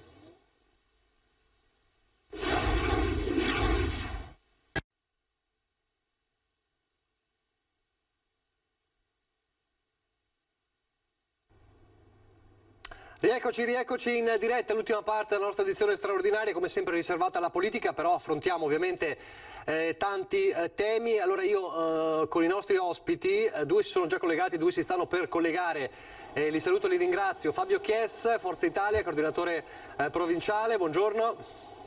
Buongiorno a tutti. Niccolò Rocco, Partito Democratico, buongiorno. Buongiorno.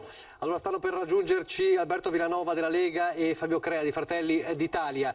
Prima di affrontare gli altri temi vorrei chiudere allora tutto il discorso sul delitto di Moriago.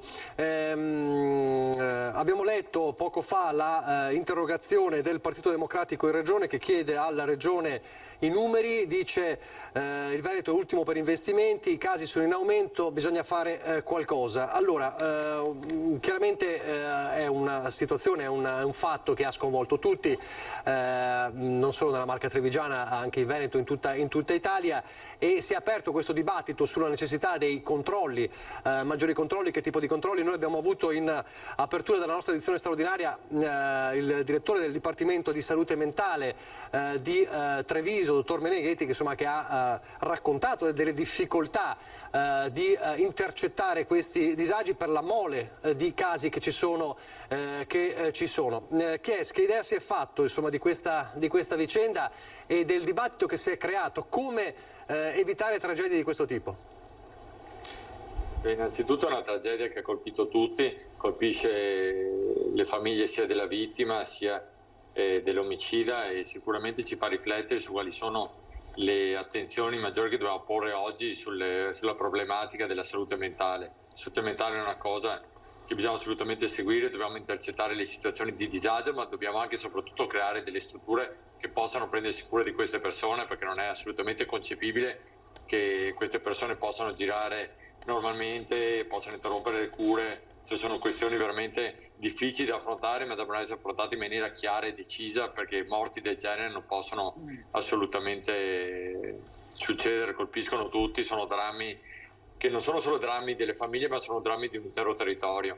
Ripeto, dobbiamo assolutamente potenziare questi servizi, riuscire a intercettare queste persone e dare loro un posto in cui possano stare sicuri per loro e sicuri per gli altri. Rocco.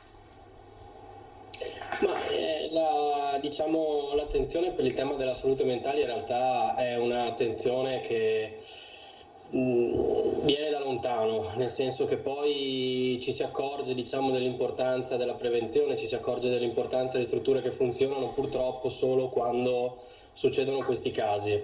Io per anni sono stato delegato ai rapporti con l'ULSS 2 Marca Trevigiana come delegato del sindaco in conferenza dei sindaci, e devo dire che quando si sono scritti gli atti aziendali nel 2016 la salute mentale è sempre stata vista un po' come il fanalino di coda, perché ci sono altri settori che hanno associazioni capaci di tutelarsi maggiormente, pensiamo all'area anziani, pensiamo a tutta l'area della disabilità, che è un'area comunque che vede grande partecipazione delle famiglie, purtroppo l'area della salute mentale è sempre un pochino il fanalino di coda.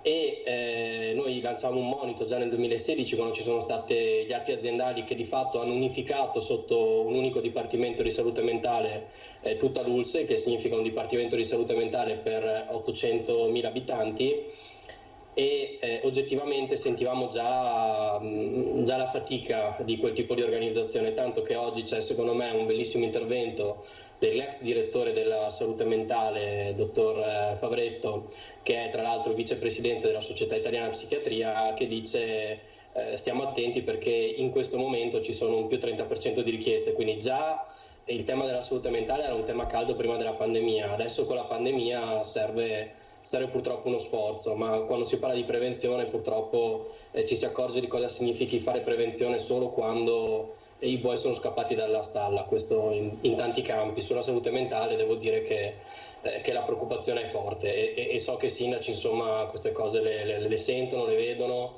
sono in prima linea, però c'è veramente una forte difficoltà e andrà aumentando, questo è quello che dobbiamo tenere in considerazione.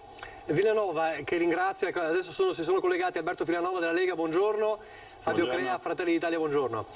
Allora, Villanova, avevamo prima il primario di psichiatria, il dottor Meneghetti, ci diceva ci sono tante richieste, il personale è quello che è, ma non perché non ci sia, ma perché ci sono anche pochi psichiatri purtroppo.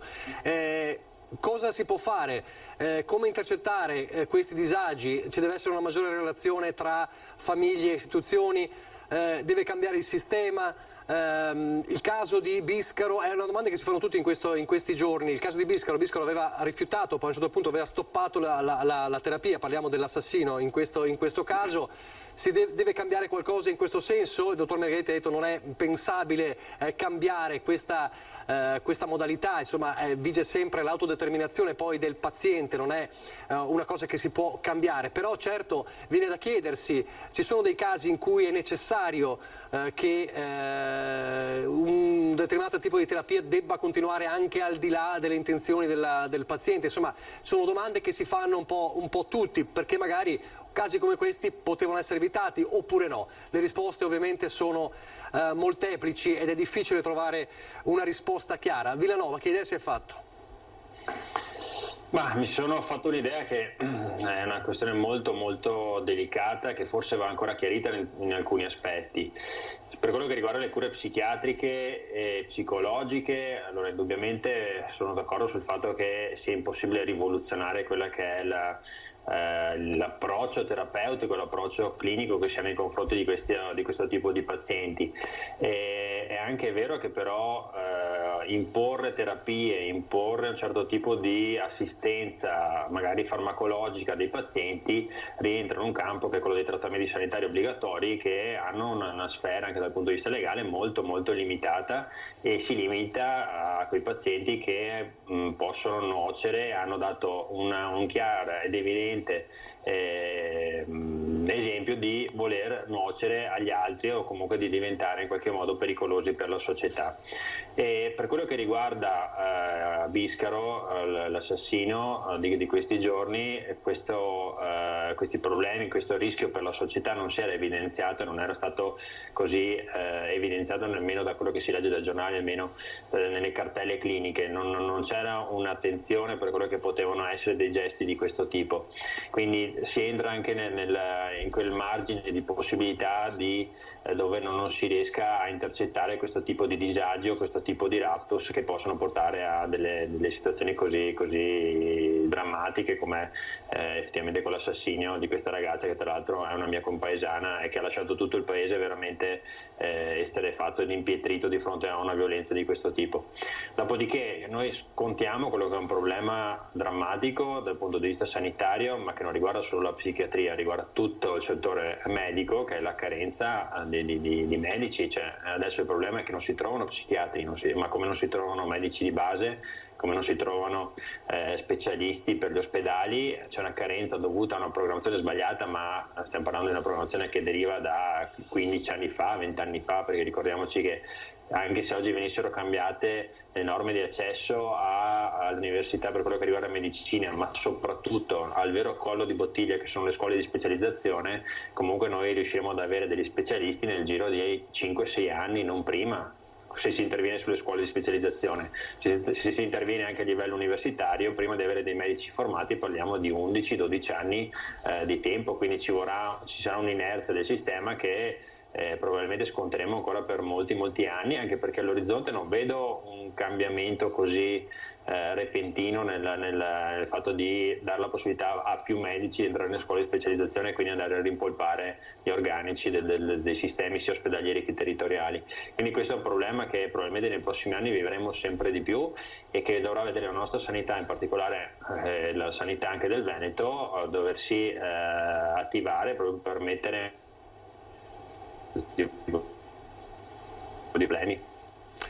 Crea, lei è un politico, si occupa di politica, ma è anche un avvocato, penalista, insomma, quindi casi di questo tipo anche li conosce purtroppo per lavoro. Le chiedo, sia da avvocato e poi anche da uomo politico, che idea si è fatto di questa vicenda, dove bisogna intervenire, maggiore rete, come diceva il Vescovo di Treviso, tra istituzioni, comuni e famiglie, come farlo? Qual è la lacuna? Nella rete, nella comunicazione? Ma nello specifico devo dire che ovviamente non conosco la situazione appunto specifica del signor Biscaro. Mi limito dalla lettura dei giornali a rilevare che mi sembra che la persona fosse attenzionata sia dal punto di vista medico, leggevo un'intervista del medico di base, sia dal punto di vista territoriale. E devo anche dire che rispetto ad altre situazioni aveva anche una cerchia familiare che mi sembra, anche dalle interviste del povero padre di ieri, fosse una rete sufficientemente attenta, non fosse altro che a qualche ora dal momento della sparizione appunto di Biscaro ha immediatamente allertato le forze dell'ordine.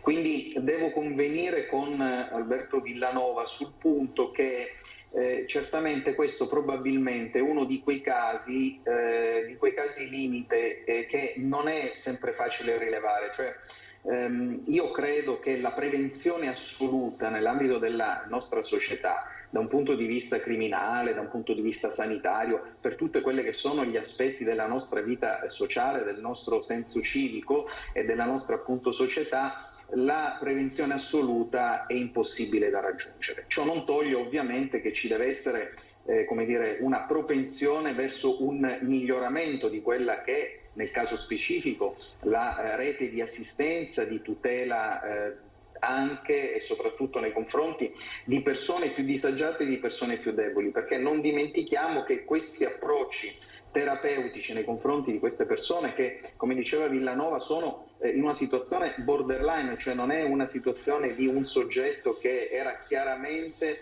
destinato per l'anamnesi del passato a compiere delle azioni contro gli altri di natura così violenta. Il raptus può sempre capitare, ovviamente in situazioni di psicologia più labile, come evidentemente in questo caso è sicuramente un fenomeno probabilistico maggiore. Dal punto di vista giudiziario devo dire che forse oggi il settore giudiziario riesce a gestire meglio queste situazioni rispetto forse al sistema sanitario.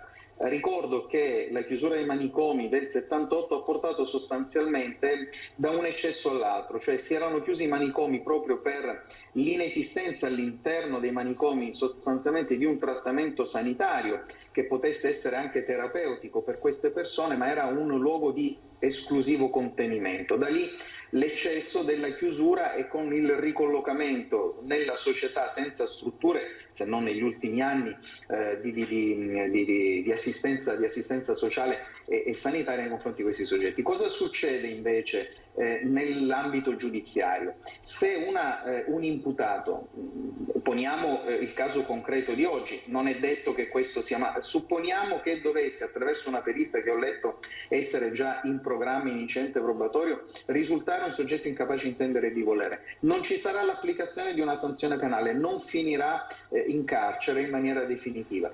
Però qual è l'aspetto giudiziario previsto dalle norme penalistiche? Che il giudice, attraverso ovviamente i tecnici, quindi gli psichiatri, deve valutare la pericolosità del soggetto, e se viene ritenuta l'esistenza della pericolosità del soggetto non andrà in carcere ma andrà in quelle strutture che si chiamano REMS, cioè le residenze per l'esecuzione delle misure di sicurezza di soggetti che sono altamente pericolosi e quindi hanno bisogno di un collocamento contenitivo, qual è appunto quello della residenza, i vecchi ospedali psichiatrici giudiziari. All'interno di queste strutture, oltre a un contenimento nei confronti del soggetto, c'è anche un supporto ovviamente di natura terapeutica. Quindi credo che da questo punto di vista la strada giudiziaria strettamente della giustizia forse è più garantista per certi aspetti, sia nei confronti della società che anche nei confronti della sanità di queste persone. Ma lei ha detto all'epoca si passò da un eccesso all'altro, è un eccesso che c'è ancora secondo lei l'altro? No, nel senso che, come è stato detto prima, mi scuso di essermi collegato in ritardo, c'è oggi da un punto di vista delle strutture sociosanitarie e territoriali, c'è sicuramente una cintura di attenzione e di sicurezza assolutamente esistente. Infatti dicevo prima negli ultimi anni, perché probabilmente ci sono stati dei decenni nelle fasi di passaggio tra la legge Basaglia del 78 a poi le leggi regionali che gestiscono propriamente queste situazioni, in cui probabilmente c'è stato un vuoto. Oggi credo che quel vuoto non ci sia. I centri di salute mentali, tutti i dipartimenti di salute mentale sono funzionali ad una individuazione di queste situazioni, ad una tutela del soggetto non soltanto dal punto di vista della cautela nei confronti della società, ma soprattutto nei confronti della cautela sanitaria, quindi una terapia nei confronti di questi soggetti, che però è evidente in situazioni non di gravissima pericolosità, così come non li manifestava Biscaro. Da un punto di vista del trattamento farmacologico di cui si è parlato prima, è evidente che l'efficacia dello stesso viene determinato sulla base di una anche autonoma gestione da parte del soggetto che viene sottoposto a queste terapie. Quindi io credo che oggi non ci sia l'eccesso negativo, perché c'è un'attenzione delle strutture sociosanitarie su questi soggetti. D'altra parte, come si diceva prima, la prevenzione assoluta purtroppo anche in questo caso non esiste, quindi purtroppo situazioni di questo genere possono capitare. Da una prevenzione all'altra cambiamo tema, parliamo del Covid e della variante Delta. Notizia che leggo dal sito di Repubblica: Australia, Sydney torna in lockdown per la variante Delta.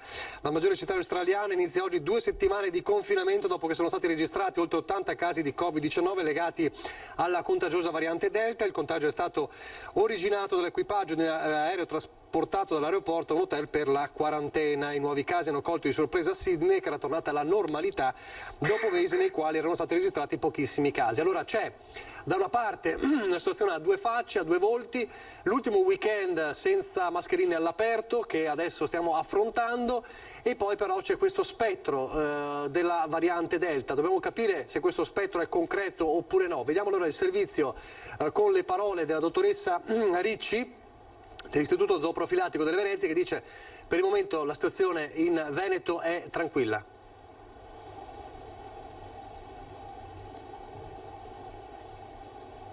In diversi paesi europei si assiste ad una crescita esponenziale di casi dovuti molto probabilmente alla variante Delta, che ora fa paura anche in Italia. Dal Ministero della Salute arriva una circolare con l'aggiornamento della classificazione delle nuove mutazioni, che raccomanda di rafforzare il tracciamento e di applicare tempestivamente e scrupolosamente sia le misure di contenimento della trasmissione previste che le misure di isolamento e quarantena in caso di VOC Delta sospetta o confermata. Il documento spiega inoltre che vi sono evidenze che quanti hanno ricevuto solo la prima dose di una vaccinazione che prevede il richiamo sono meno protetti contro l'infezione da variante Delta.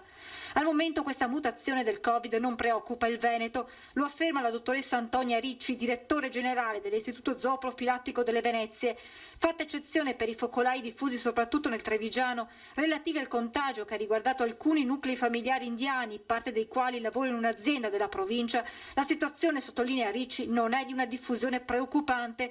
Si tratta di casi specifici legati a persone tornate dall'India che hanno trasmesso la variante ai loro familiari. Ci sono le varianti, sentiamo le varianti Delta, noi stiamo facendo il sequenziamento per capire, per il momento insomma la situazione è completamente sotto controllo, però abbiamo capito che questo virus anche ancora non lo conosciamo a fondo e quindi non sappiamo come si comporterà in autunno, quindi ancora noi chiediamo massima attenzione, massima cautela. È chiaro che i casi stanno aumentando, aggiunge il direttore generale dell'Istituto Zooprofilattico, ma non vediamo una circolazione maggioritaria, è ancora preponderante quella inglese. Per Ricci questa variante del virus in Veneto sta trovando due ostacoli, ovvero l'alta percentuale di vaccinati e la stagione estiva. Sarà importante, conclude, capire cosa accadrà in autunno con le 2 dosi per tutti. Tutto questo mentre leggo invece dal Corriere della Sera l'appello dei virologi in vacanza solo dopo aver fatto la seconda dose di vaccino. Questo certo non aiuta a creare come dire, serenità. Siamo di fronte a un capitolo importante, un passaggio importante, la fine dell'obbligo delle mascherine all'aperto da lunedì 28 giugno, dall'altra parte però, e quindi un po' come dire anche l'inizio vero delle vacanze, dall'altra parte questo spettro. Rocco, come si affronta questo doppio binario? Mi sembra che emerga oggettivamente una situazione di grande incertezza, nel senso che, come è stato detto anche dalle interviste da persone sicuramente più autorevoli di me, siamo di fronte a una difficoltà nel leggere come si evolva questo virus, per cui di fronte a noi abbiamo oggettivamente dell'incertezza. Il tema delle mascherine in qualche modo attiene secondo me ad una dimensione che riguarda anche la responsabilità individuale, nel senso che il distanziamento come le mascherine sono degli strumenti che servono per cercare di contenere il contagio. A fianco a questi chiaramente c'è la campagna vaccinale che mi sembra stia procedendo bene. Leggendo così insomma un po' alcuni dati, secondo me il metro di riferimento deve essere la Gran Bretagna, che ha un numero di vaccinati alto. Mi sembra che i numeri siano alti ma le morti siano basse. Leggendo alcune interpretazioni significa che va a colpire chiaramente le persone che non sono vaccinate, che avendo la Gran Bretagna proceduto per fasce d'età sono le persone chiaramente più giovani, il che significa che per ora c'è una letalità più bassa perché vengono colpite le fasce più giovani, che sono quelle non vaccinate. Mi sembra evidente che il ragionamento si sposti verso ottobre, perché il combinato disposto tra un'immunizzazione che inizia a essere abbastanza alta, essendo tra l'altro in una incapacità di conoscere quale sia il tempo di copertura e il tempo di efficacia dell'immunità, e dall'altra parte il fatto di stare all'aperto, sembrano insomma far pensare tutto sommato ad una certa serenità per l'Italia. Il tema si sposterà chiaramente a ottobre, però ripeto, secondo me il tema poi su cui bisogna chiaramente essere richiamati tutti alla responsabilità è quello di cercare di portare avanti comportamenti individuali che siano virtuosi, che siano attenti alla tutela di se stessi e anche degli altri. Capisco il tema comunque economico di una stagione che deve andare avanti, un tema anche psicologico, perché mi sembra che tutti noi siamo stati chiusi e quindi vivremo questa libertà anche cercando di godercela, cercando di ritornare alla vita di prima. Insomma, gli spazi di normalità ci sembrano consegnare una vita che sia quella di prima. Secondo me la spada di Damocle appunto è il ritorno dell'autunno, però già da adesso bisogna impostare secondo me dei comportamenti virtuosi. Insomma, Rocco dice da adesso veramente tocca esclusivamente a noi, che è questo un po' anche il succo. Villanova, c'è questa incertezza, insomma ci sembrava di essere quasi un po' liberi dall'incubo o con la luce in fondo al tunnel. C'è questa nube della variante Delta.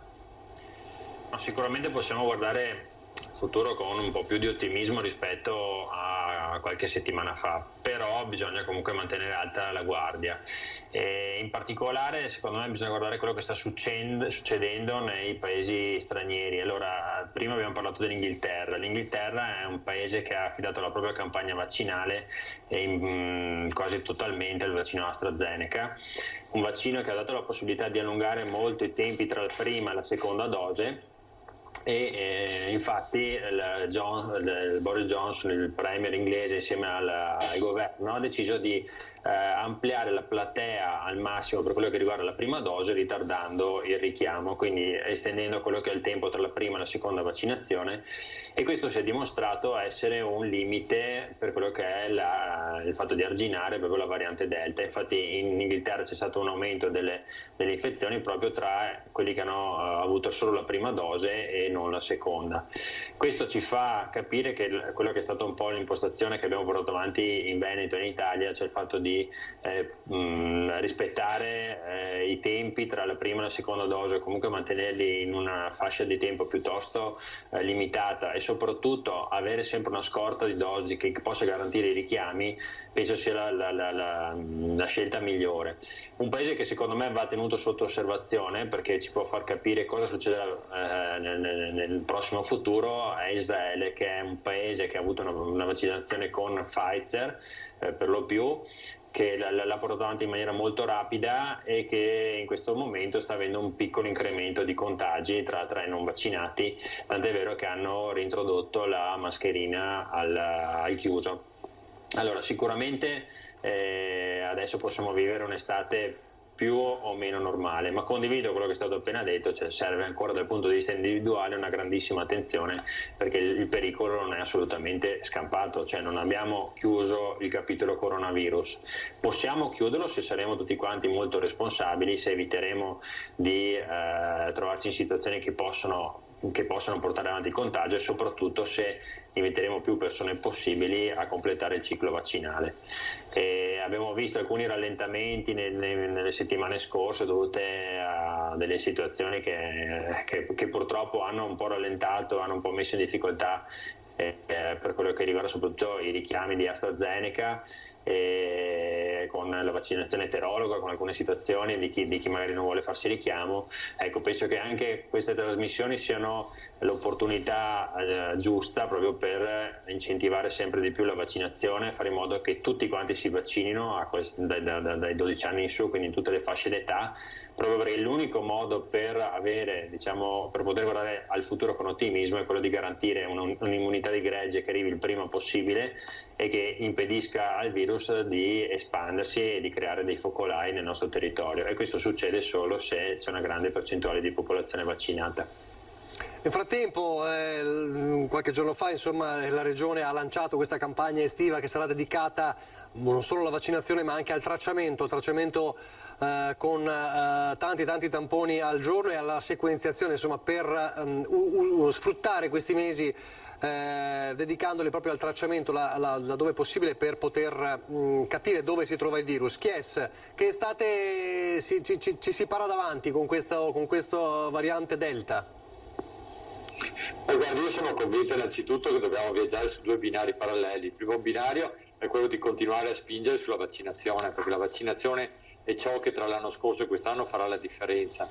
Ci avviciniamo a un'estate nella quale dobbiamo far capire ai turisti che si recano in Italia che l'Italia è un paese sicuro, un paese nel quale c'è grande attenzione, ripeto, da un lato spingendo sulla vaccinazione di massa, che ormai è a buon punto, ma dobbiamo riuscire ad arrivare prima possibile all'immunità di gregge, dall'altro facendo capire che stiamo continuando a spingere sulla ricerca. Mi dispiace che ci siano stati mesi in cui si sia sottovalutato il valore della ricerca, dei ricercatori e del grado in cui la scienza è arrivata in questi ultimi decenni. Noi siamo in grado comunque di selezionare, di capire, di riuscire a preparare tutti quelli che sono i vaccini, ma anche riuscire a capire questo virus. Ricordiamo che quando il virus è comparso per la prima volta non sapevamo di cosa stavamo parlando. C'è stato un grandissimo lavoro dei ricercatori, delle università, dei centri di medicina, e a questi va dato il riconoscimento giusto. Ci va detto che siamo un paese evoluto nel quale stiamo cercando di mettere in piedi tutte quelle che sono le armi a disposizione, per cui vaccinazione di massa da un lato, ma dall'altro grande attenzione alla ricerca e grande attenzione a non mollare la presa su un virus che non è stato assolutamente debellato. Però dobbiamo anche far capire a chi viene dall'estero che il nostro paese, nel quale siamo all'avanguardia da tutti questi punti di vista, per cui molto è stato fatto di buono in Italia. Ricordo tra l'altro che quando arrivò il virus l'Italia fu additata dall'Europa come un paese nel quale si stava facendo poco, per poi invece cambiare assolutamente la rotta, e anche il Presidente della Comunità Europea poi riconobbe come l'Italia fu il paese che meglio affrontò questa situazione. Ecco, dobbiamo tornare qui, dobbiamo tornare a far capire che stiamo spingendo a 100, sia ripeto sulla vaccinazione che sulla ricerca, far capire ai nostri cittadini però che è importante andare a vaccinarsi. Non possiamo pretendere che i vaccini lo facciano sempre gli altri, ma dobbiamo anche, grazie, si diceva prima, alle trasmissioni come la vostra, far capire ai cittadini che prima raggiungiamo l'immunità di gregge, prima potremo essere in grado di affrontare anche le altre varianti, perché le varianti ci spaventano, sì, però ci spaventerebbe di più non riuscire a farci trovare pronti. Abbiamo visto il caso dell'Australia, il caso di Israele, che sono comunque comunità molto attente, per cui la reintroduzione della mascherina all'aperto piuttosto che il lockdown di qualche giorno sono comunque testimonianze della grande attenzione che giorno dopo giorno riserviamo alla situazione pandemica. Anche in Italia dobbiamo fare questo, far capire che siamo assolutamente sul pezzo, ma altrettanto far capire che il nostro paese è meraviglioso, nel quale i turisti possono essere accolti durante l'estate 2021 in assoluta sicurezza. Crea, come la vede lei? Peraltro a proposito di ribadire il valore della scienza e degli scienziati, la sacca di resistenza ai vaccini c'è purtroppo ancora, e tanto che ad esempio per gli over 60 la regione è stata costretta in questi giorni a spedire delle vere e proprie lettere a casa per convincerli per l'ultima volta, come ultima chiamata al vaccino over 60. Crea? Ma io credo che forse questa variante potrà spingere questi ultimi resistenti a decidere per la vaccinazione. Potrebbe essere uno strumento, un pungolo perché si possa aumentare il numero dei vaccinati.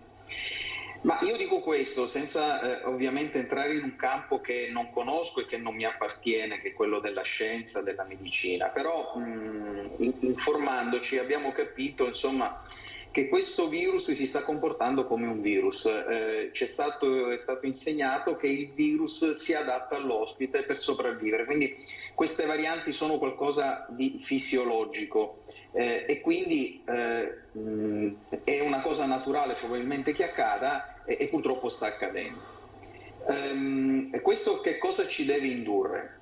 Sicuramente ci deve indurre ad aumentare, come stiamo facendo, le vaccinazioni, perché lo è stato dimostrato e lo sarà la chiave di volta. Oggi rispetto ad un anno e mezzo fa siamo in una posizione di grande vantaggio, e cioè quello della somministrazione dei vaccini, ed è un vantaggio molto importante.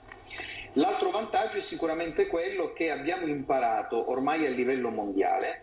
Io, se mi riferisco ai miei figli anche piccoli, vedo che hanno degli comportamenti assolutamente virtuosi, quindi abbiamo capito che da un punto di vista personale c'è ormai una assuefazione al comportamento virtuoso, che è certamente una cosa importante per poter limitare la diffusione della pandemia. C'è un aspetto però che non ci possiamo permettere, ed è quello che ho letto subito dopo che sono stati evidenziati dagli organi di stampa questi contagi della variante Delta, perché immancabilmente il nostro presidente del comitato tecnico scientifico Locatelli ha immediatamente, quasi non aspettasse altro, detto: torneremo alle zone rosse. Allora, abbiamo un grande vantaggio che sono i vaccini, abbiamo una situazione di propensione verso l'immunità di gregge. Ciò che questo Paese e anche gli altri europei non si possono permettere è andare dietro ad alcuni virologi, alcuni scienziati che continuano a ritenere che le chiusure totali siano l'unico strumento per poter impedire la diffusione del vaccino. Non è così, perché l'altra cosa che dobbiamo fare, al di là dei comportamenti virtuosi individuali, è quello di non sbagliare come hanno sbagliato i due governi, il governo che ci ha preceduto e anche quello appunto quello Conte, nel non adoperarsi perché determinate situazioni fossero affrontate, e situazioni che avrebbero certamente impedito, attraverso l'applicazione di determinati protocolli, le diffusioni del virus. Perché si è detto l'anno scorso in estate che la terza ondata di autunno dipendeva dall'apertura delle discoteche, una baggianata incredibile. La terza ondata è dovuta alla incapacità da parte del governo ad approntare quei sistemi di protocollo, leggi, trasporti che non sono stati in alcun modo adeguati, leggi, l'aria meccanizzata all'interno delle scuole o all'interno degli ambienti chiusi che non hanno avuto alcuna applicazione, che oggi insieme ai vaccini, nell'eventuale ritorno di una situazione non pandemica ma di diffusione del virus attraverso le varianti, è l'unico strumento per poter affrontare e poter gestire non soltanto dal punto di vista sanitario ma anche e soprattutto dal punto di vista economico quello che è il nostro futuro, il nostro prossimo futuro. Allora riparto da lei perché poi ricomincio il giro perché mi ha dato il là. Le discoteche, il CTS, il Comitato Tecnico Scientifico, ieri ha deciso aperte, ancora non si sa da quando, all'aperto, e questo ovviamente per i titolari di discoteche è stato un po' un altro schiaffo. Cosa dice? Ma sostanzialmente ha fatto bene a ripropormi in questo momento la domanda, perché è una conseguenzialità di quello che stavo dicendo, cioè nel passato sono stati investiti dallo tsunami delle chiusure determinati settori che non erano i portatori della diffusione del virus, ma pensiamo a un intero settore che è stato completamente distrutto, che è quello del wedding, quello dei ricevimenti, dei matrimoni, degli eventi. Un settore che oggi sopravvive solamente attraverso alcune unità, alcune decine di unità di soggetti. Allora ricordo la parola del presidente Conte, attività sacrificabili, ma sacrificabili sull'altare di cosa? Sacrificabili perché? Per chi? Abbiamo sacrificato decine e decine di aziende, migliaia purtroppo di aziende, ma dietro quelle aziende non c'è soltanto l'imprenditore, ci sono migliaia di famiglie. Quindi che ancora oggi, nel momento in cui c'è una situazione pandemica ormai prossima allo zero, c'è una situazione sanitaria presente che è quella di un virus che è in una situazione ai minimi termini, quindi non è certamente una situazione pandemica, in cui stiamo eliminando le mascherine all'aperto, in cui c'è una propensione ai numeri dell'immunità di gregge, ancora ci permettiamo di andare dietro i singoli soggetti dei comitati scientifici che a giorni alterni ci dicono quelle attività che devono essere aperte o chiuse, imputando a queste attività la responsabilità della diffusione di un virus che abbiamo visto essere assolutamente falsa, perché non è una discoteca all'aperto attraverso il rispetto di determinati protocolli a diffondere il virus più di quanto non lo siano le metropolitane o gli autobus pieni zeppi la mattina alle 8 con i pendolari e gli studenti. Rocco, il CTS decide l'apertura solo all'aperto per chi ha la disponibilità di avere una struttura all'aperto, peraltro capienza del 50%, il Green Pass ovviamente è obbligatorio, e anche sul Green Pass i titolari delle discoteche dicono non sono molto d'accordo, dicono da noi si deve entrare col Green Pass e poi guardate la Movida e altre situazioni, lì non c'è bisogno del Green Pass e succede il disastro. È un settore, ovviamente il settore più colpito, quello che ancora è in sospeso rispetto a tutti gli altri, che ancora non è ripartito. Cosa fare per questo settore? È necessario mantenere questa prudenza? Ma allora, io capisco che dentro il CTS chiaramente ci siano posizioni diverse, per cui tutto quello a cui noi arriviamo non sono di fatto posizioni scientifiche, ma sono posizioni di mediazione tra una visione iperprotezionista, diciamo, sul lato salute, e invece una visione che giustamente tiene conto anche degli aspetti economici e del dramma lavorativo che hanno vissuto determinati settori, per cui penso che le posizioni a cui si arrivi siano sempre delle posizioni di mediazione, per cui siamo nel campo chiaramente della discrezionalità pura, non siamo in un campo di posizione che possa essere, dal mio punto di vista almeno scientifico. Se dovessi portare la mia personale posizione, sinceramente, siccome questi sono dei settori soprattutto magari legati all'intrattenimento, settori dei ricevimenti magari legati ai matrimoni, che vivono prevalentemente l'estate, data la situazione in cui siamo, che mi sembra una situazione in cui tra una vaccinazione che sta crescendo,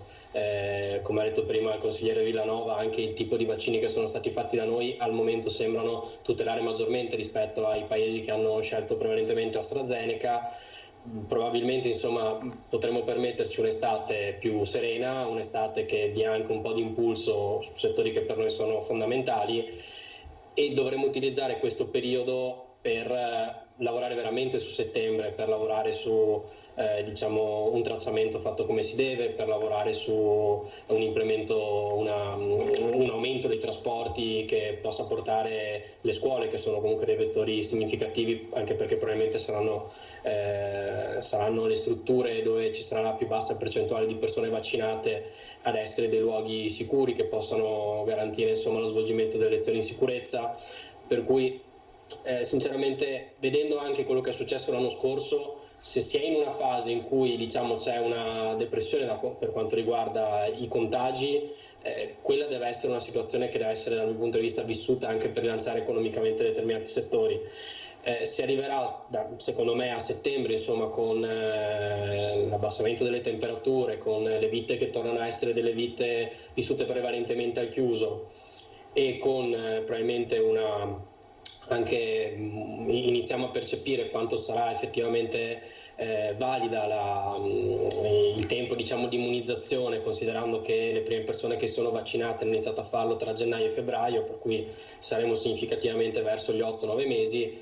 Secondo me dobbiamo vivere un'estate tra virgolette serena per prepararci scientificamente da un punto di vista delle infrastrutture, dei comportamenti, delle leggi, per quando effettivamente sarà più critica la situazione. Per cui capisco una posizione attendista, capisco una posizione diciamo, chiamiamola così, protezionista da parte di alcuni virologi, però continuo a pensare che il vero spara di Damocle sia a settembre, e anche se in questo momento il virus circola tra virgolette un po' di più, mi sembra che siamo nelle condizioni per pensare che faccia meno danni. L'abbiamo visto anche l'anno scorso con la curva ha iniziato a preoccupare i primi di settembre, lì sarà il momento in cui veramente ci giocheremo tutto. Villanova, cosa dire ai gestori delle discoteche in questo momento? Perché è l'ennesimo dilazione, insomma. Ma più che ai gestori delle discoteche, secondo me bisogna parlare di tutte le categorie economiche, soprattutto quelle più colpite in questi mesi. Noi entriamo in una fase che è la fase della convivenza con il virus, rispetto alle fasi emergenziali che abbiamo vissuto con le 3 ondate di questo anno e mezzo. Dobbiamo renderci conto che bene o male probabilmente non arriveremo mai ad avere l'assenza del virus sul nostro territorio. Dovremo avere una convivenza che verrà data dai vaccini, che verrà data dal fatto di riuscire a gestire magari con delle terapie, perché adesso stanno arrivando anche delle terapie molto più valide. Dovremo riuscire a garantire una vita praticamente normale alla maggior parte delle persone. E questo come si fa? Si fa quando si raggiunge una percentuale di vaccinati che è intorno al 75%, che sembra la soglia dell'immunità di gregge. Si raggiunge quando tutti quelli che vogliono fare il vaccino avranno avuto la possibilità di farlo, e quindi si potrà in qualche modo dare questo Green Pass usare questo Green Pass per continuare a fare una vita normale. Dopodiché io penso per le discoteche, noi comunque adesso abbiamo dei dati talmente bassi dal punto di vista dei contagi, dal punto di vista soprattutto delle ospedalizzazioni, delle terapie intensive, che adesso come adesso non ha grande senso andare a mettere dei limiti se non sono sostenuti da dei dati scientifici palesi ed evidenti. Le chiusure sono arrivate in base a dati scientifici, la curva che si innalzava, l'RT, conosciamo benissimo tutti questi fattori che sono stati usati nei mesi scorsi. Bene, adesso questi fattori sono tutti tendenti allo zero praticamente, contagi ce ne sono pochissimi, sono quasi tutti asintomatici, e quindi non ha grande senso secondo me andare a mettere ancora dei freni a delle categorie che sono state bastonate in questi mesi, in questo anno e mezzo, ma soprattutto sono state bastonate per garantire la sicurezza degli altri, hanno pagato loro un prezzo per garantire la sicurezza a livello comunitario. E allora non ha ancora senso andare a limitare in questo momento dove tra virgolette si può respirare un po' più tranquillamente E ovviamente vanno prese delle precauzioni, ma ci possono essere delle precauzioni come ad esempio fare dei tamponi rapidi all'ingresso a campione, fare uno screening a chi ha il Green Pass, che possa accedere più facilmente saltando la fila. Cioè, ci sono vari metodi anche per incentivare il fatto proprio di fare la vaccinazione o di farsi il tampone o di comunque avere uno screening generalizzato. Però io andrei sempre su un atteggiamento, tra virgolette, per incentivare quelle che sono le azioni virtuose, e invece andare a penalizzare sempre delle categorie che effettivamente hanno pagato troppo fino adesso e che tra l'altro hanno una finestra temporale per poter lavorare molto molto limitata, perché ormai siamo praticamente a luglio, certo. Hanno luglio e agosto per lavorare, dopodiché chiudono per questioni proprio legate alla stagionalità del lavoro. Quindi io questi 2 mesi li farei lavorare con queste attenzioni. Yes. Io mi chiedo alcune volte se qualcuno di quelli che prende queste decisioni a Roma abbia mai lavorato, abbia mai avuto una partita IVA, abbia mai avuto un'azienda. Non riesco a capire come si faccia a dire alle discoteche: potete aprire sì, però non si può ballare, come hanno detto poco tempo fa, o adesso addirittura potete aprire sì, ma solo all'esterno.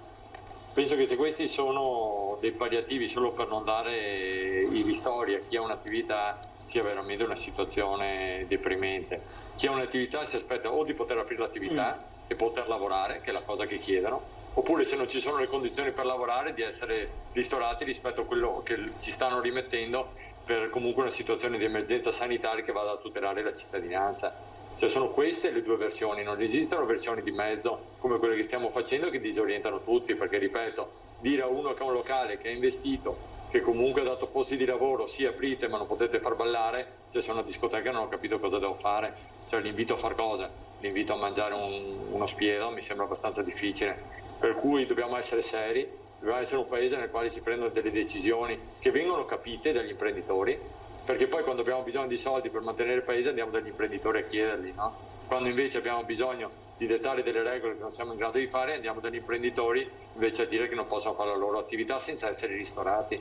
Ricordo tutti che i ristori per queste attività, per quanto mi è stato detto dei ristoratori direttamente con grafici che mi sono stati mostrati, si aggirano tra il 2,8 e il 3,4% di quello che sono le loro perdite, per cui nulla. Siccome i settori in grossa difficoltà oggi sono pochi e facili da evidenziare, perché ricordiamo che tutti gli spettacoli che sono fatti non solamente dall'attore che sale sul palco, ma sono fatti anche da tutti coloro che vanno a montare il palco, che vanno a montare le luci, che fanno i service, tutti gli operai comunque che vanno a montare le transenne. Ecco, tutte queste persone oggi sono a casa e non sono ristorate, per cui bisogna essere seri e dire: se non potete lavorare vi ristoriamo, visto e considerato che le attività oggi in grossa difficoltà sono poche e facilmente individuabili, oppure non c'è più emergenza sanitaria, potete lavorare.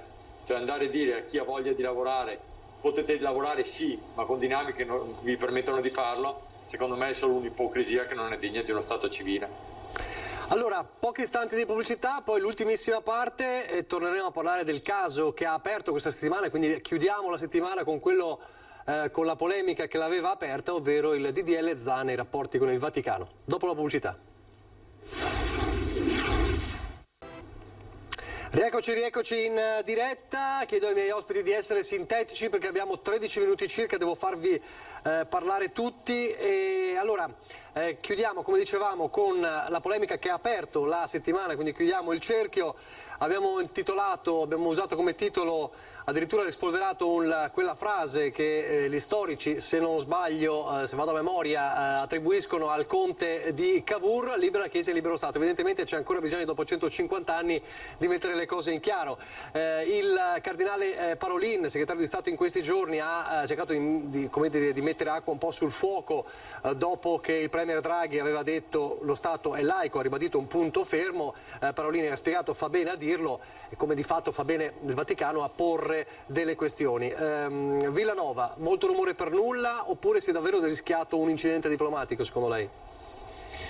Ma secondo me ha fatto un po' così sussultare la sinistra questa presa di posizione del Vaticano. Non avevo visto le stesse reazioni quando qualche settimana fa la CEI intervenne dicendo che tutto sommato il DDL Zan poteva andare bene con alcune modifiche, quindi mi sembra che ci sia un po' una sensibilità che va a corrente alternata a seconda che il parere dei vescovi sia a favore o contrario a quelli che sono i provvedimenti portati avanti dal PD.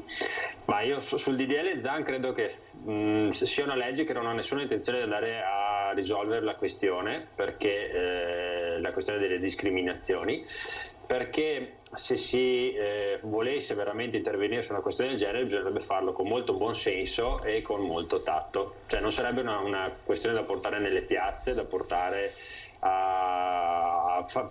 che porti allo scontro ideologico la società, ma dovrebbe essere una norma di buon senso che va a regolamentare, che va a mettere, a rendere normale quella che è la libertà di ognuno, di qualsiasi persona, di vivere la propria vita privata come meglio ritiene. Io sono un iperliberale, quindi penso che ognuno di noi abbia l'assoluta libertà di poter fare quello che vuole della propria vita, soprattutto nella sfera privata. Però credo che questo DDL Zan invece abbia voluto spettacolarizzare questa situazione, ripeto, non risolvendo la questione e soprattutto mettendo all'interno di questa legge degli articoli che secondo me sono anche parecchio pericolosi. In particolare c'è un articolo dove si va a limitare in maniera molto evidente quella che è la libertà di espressione e soprattutto si fa in modo che si possa cadere in balia del parere del giudice giudicante, cioè a seconda del giudice se ritiene o meno che questa sia alcune affermazioni siano offensive o vadano in qualche modo a discriminare, a seconda della sensibilità del giudice una persona può essere condannata o meno.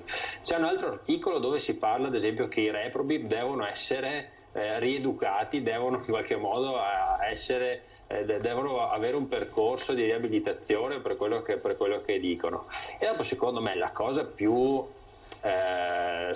inaccettabile di questo progetto di legge è il fatto che si vogliano tirare in ballo i bambini e le scuole, cioè il fatto che ci sia l'obbligo per le scuole di organizzare delle giornate contro l'omotransfobia e che ci sia la volontà di insegnare delle teorie no gender, quindi che possiamo riassumere come teoria del genitore 1 e del genitore 2 a scuola, secondo me è un qualcosa che veramente grida vendetta. Cioè io da genitore di 2 bambine piccole voglio avere la libertà di dire che le mie bambine a scuola non devono seguire queste lezioni, perché non credo sia necessario che venga insegnata la teoria neogender, ma secondo me penso sia più utile che magari venga fatto un bel corso di educazione civica dove si insegna il rispetto per tutte le persone, a prescindere da sesso, religione, preferenze e quant'altro. Invece di puntare sull'etichettamento sul creare decine e decine di categorie all'interno della sfera LGBT, non era più semplice dire lavoriamo sui nostri figli a scuola perché imparino a rispettare qualsiasi altro essere umano e diventino dei bravi cittadini rispettando le regole di questo Stato? Perché c'è bisogno di tirare in ballo i bambini e le scuole con dei corsi no gender o con queste giornate contro l'omotransfobia? Non si può pensare invece di insegnare quello che è un diritto sacrosanto, cioè al rispetto e al buon senso? Ecco, secondo me queste sono delle forzature che hanno solo l'unico scopo di creare spettacolo, di far parlare di sé e non hanno nessuna intenzione di risolvere la questione. Quindi secondo me se ci fosse la volontà di portare avanti un progetto di legge veramente valido per garantire il rispetto di tutti, penso che su questo nessuno di noi avrebbe alcun dubbio. In questo caso secondo me il DDL Zan non va in questo senso, ma vuole solo fare molta confusione e creare una spaccatura tra quella che è un'elite culturale del paese o quella che si ritiene un'elite culturale e quello che in realtà è il popolo. Rocco, come l'ha vissuto il PD queste giornate, insomma anche questa nota particolare del Vaticano? Zan ha parlato di ingerenza.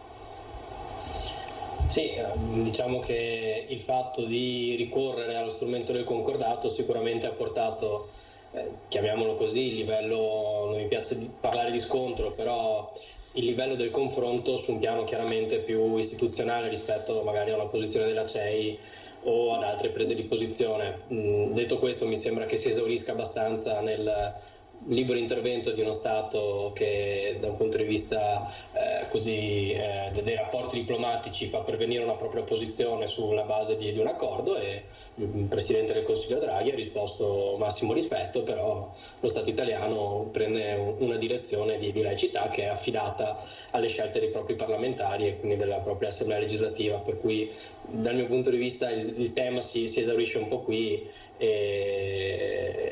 Invece dal punto di vista della legge Zan,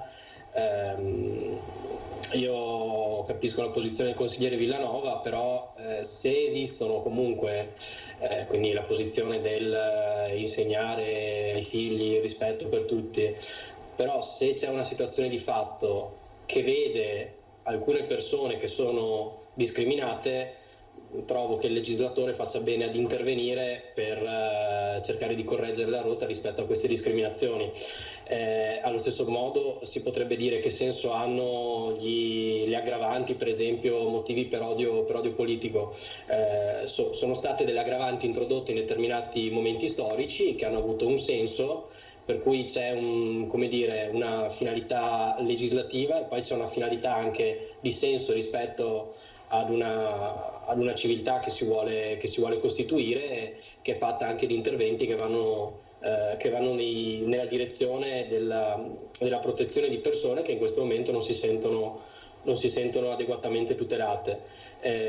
Mi sembra tutto sommato che la legge non preveda questa violazione del diritto di espressione, mi sembra che la legge sia assolutamente chiara nel mettere come limite, al diritto d'espressione la possibilità che queste sfocino in un'istigazione a delinquere o in minacce o comunque istigazione a compiere dei reati, per cui tutto sommato mi sembra che sia una legge che una volta approvata potrebbe rappresentare un passo in più e non togliere una libertà a nessuno. Crea che poi il confronto si sposta, il confronto che ha chiesto il Vaticano è proprio sulla natura giuridica di alcuni passaggi del DDL Zan. Qui rispetto a quello che ho detto prima sugli aspetti sanitari mi sento un po' più nel mio campo e quindi mi sento di poter spendere una parola in più. Allora, il concordato è un trattato internazionale tra lo Stato del Vaticano e l'Italia ed è una disposizione di natura internazionale. E i patti si rispettano soprattutto quando sono inseriti come il concordato nella nostra Costituzione. Non è che possiamo richiamare la nostra Costituzione, soprattutto gli esponenti di sinistra si richiamano alla Costituzione quando conviene, quando non conviene invece è come se non esiste. Il concordato è previsto dalle norme costituzionali. Questo è il primo punto.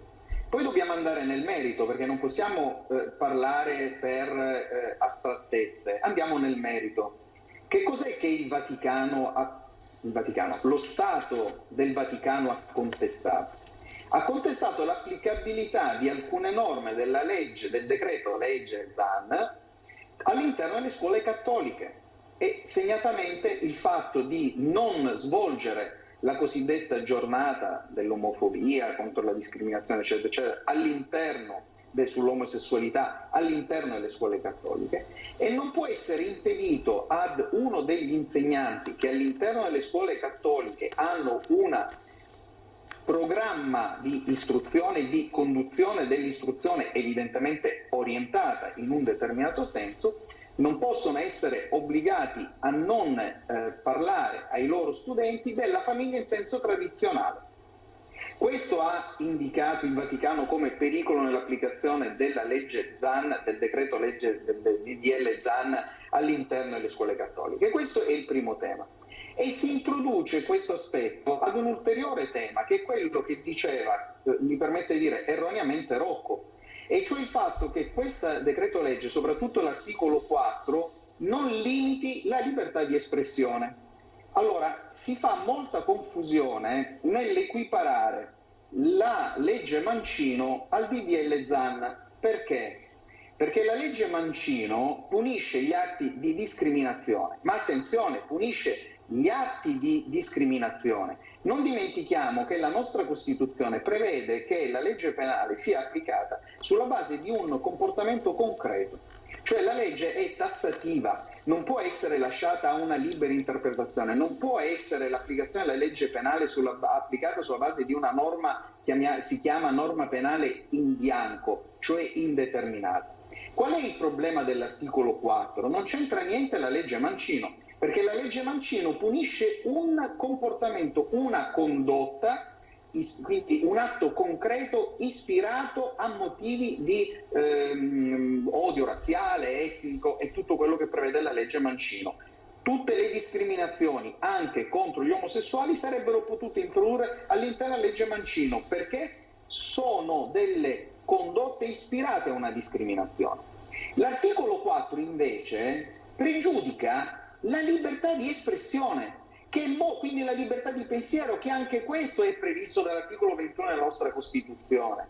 Per cui quando si dice che è come la legge Mancino, si dice una inesattezza. L'articolo 4 pregiudica la libertà di pensiero e di espressione tutelata dalla Costituzione, non punisce un atto. Si dice però, perché c'è un inciso nell'articolo 4, che è assicurata la libertà di pensiero purché, si dice nell'articolo 4, questa libertà di pensiero non sia idonea a istigare comportamenti discriminatori. E questo chi lo decide?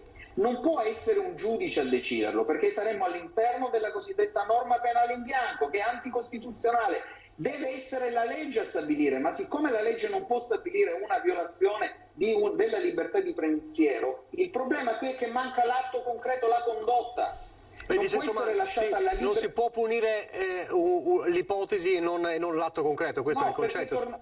Perché tornando all'esempio del prete, che sia all'interno della scuola cattolica o all'interno di una chiesa, laddove vada a sostenere la tutela della famiglia tradizionale, parlando a una platea di fedeli che accorrono per ascoltare il Vangelo, potrebbe essere considerato questo un atto idoneo alla discriminazione omosessuale del decreto del DDL Zan. Vogliamo scherzare? Guardiamo senza ipocrisia a quella che è la legge, a quella che è la Costituzione, senza andare ad appigliarci a dei principi che fanno parte solamente di una astratta ideologia che nulla ha a che fare né con la vera discriminazione né con l'applicazione della legge. Devo chiudere. Chies, bisogna trovare un compromesso per portare avanti poi in porto poi questo iter. Qual è il compromesso? Ma guardi, io penso che noi abbiamo una meravigliosa Costituzione che dice che siamo tutti uguali e che non possiamo essere discriminati. Abbiamo una legge Mancino che, come diceva Fabio prima, ha detto benissimo, va comunque a tutelare alcuni aspetti, ma non possiamo permetterci di avere un DDL Zan che non fa altro che spaccare il paese in nome di un'ideologia che lascia il tempo che trova. Abbiamo politicizzato, e soprattutto la sinistra ha politicizzato troppo questo argomento, che è un argomento di grande serietà che deve essere affrontato con calma, guardando tutti gli aspetti, e soprattutto non esiste il fatto che io non possa esprimere la mia idea. Non so cosa si aspettassero dalla Chiesa, cioè la Chiesa ha solamente tutelato quelli che sono i propri principi, ma io da persona libera in uno Stato libero voglio anche poter dire cosa penso rispetto a determinati argomenti, come possono essere l'utero in affitto, come possono essere l'adozione da parte di coppie omosessuali. Cioè, ci sono argomenti nei quali è giusto che ognuno dica la propria idea senza essere discriminato al contrario, altrimenti ci troveremo in un mondo nel quale nessuno di noi potrà esprimere la propria idea, ci saranno imposizioni anche a scuola rispetto ai bambini che devono studiare determinati testi con situazioni e argomenti su LGBT e altri argomenti sui quali io penso noi possiamo avere delle remore e possiamo dire che secondo noi non è adatto che vengano introdotti. Per cui la libertà deve essere libertà a 360 gradi, anche libertà di essere contro determinate imposizioni che una sinistra vorrebbe fare e far diventare cultura di massa. Tema delicato, delicatissimo, che merita ovviamente ancora più approfondimento, però il tempo è scaduto. Ringrazio Nicolò Rocco, ringrazio Fabio Crea, Alberto Villanova e Fabio Chies. Grazie davvero, buona domenica, buon weekend, grazie anche a voi per averci seguito. Noi ci rivediamo alle 18:30 con il telegiornale del Veneto. Arrivederci.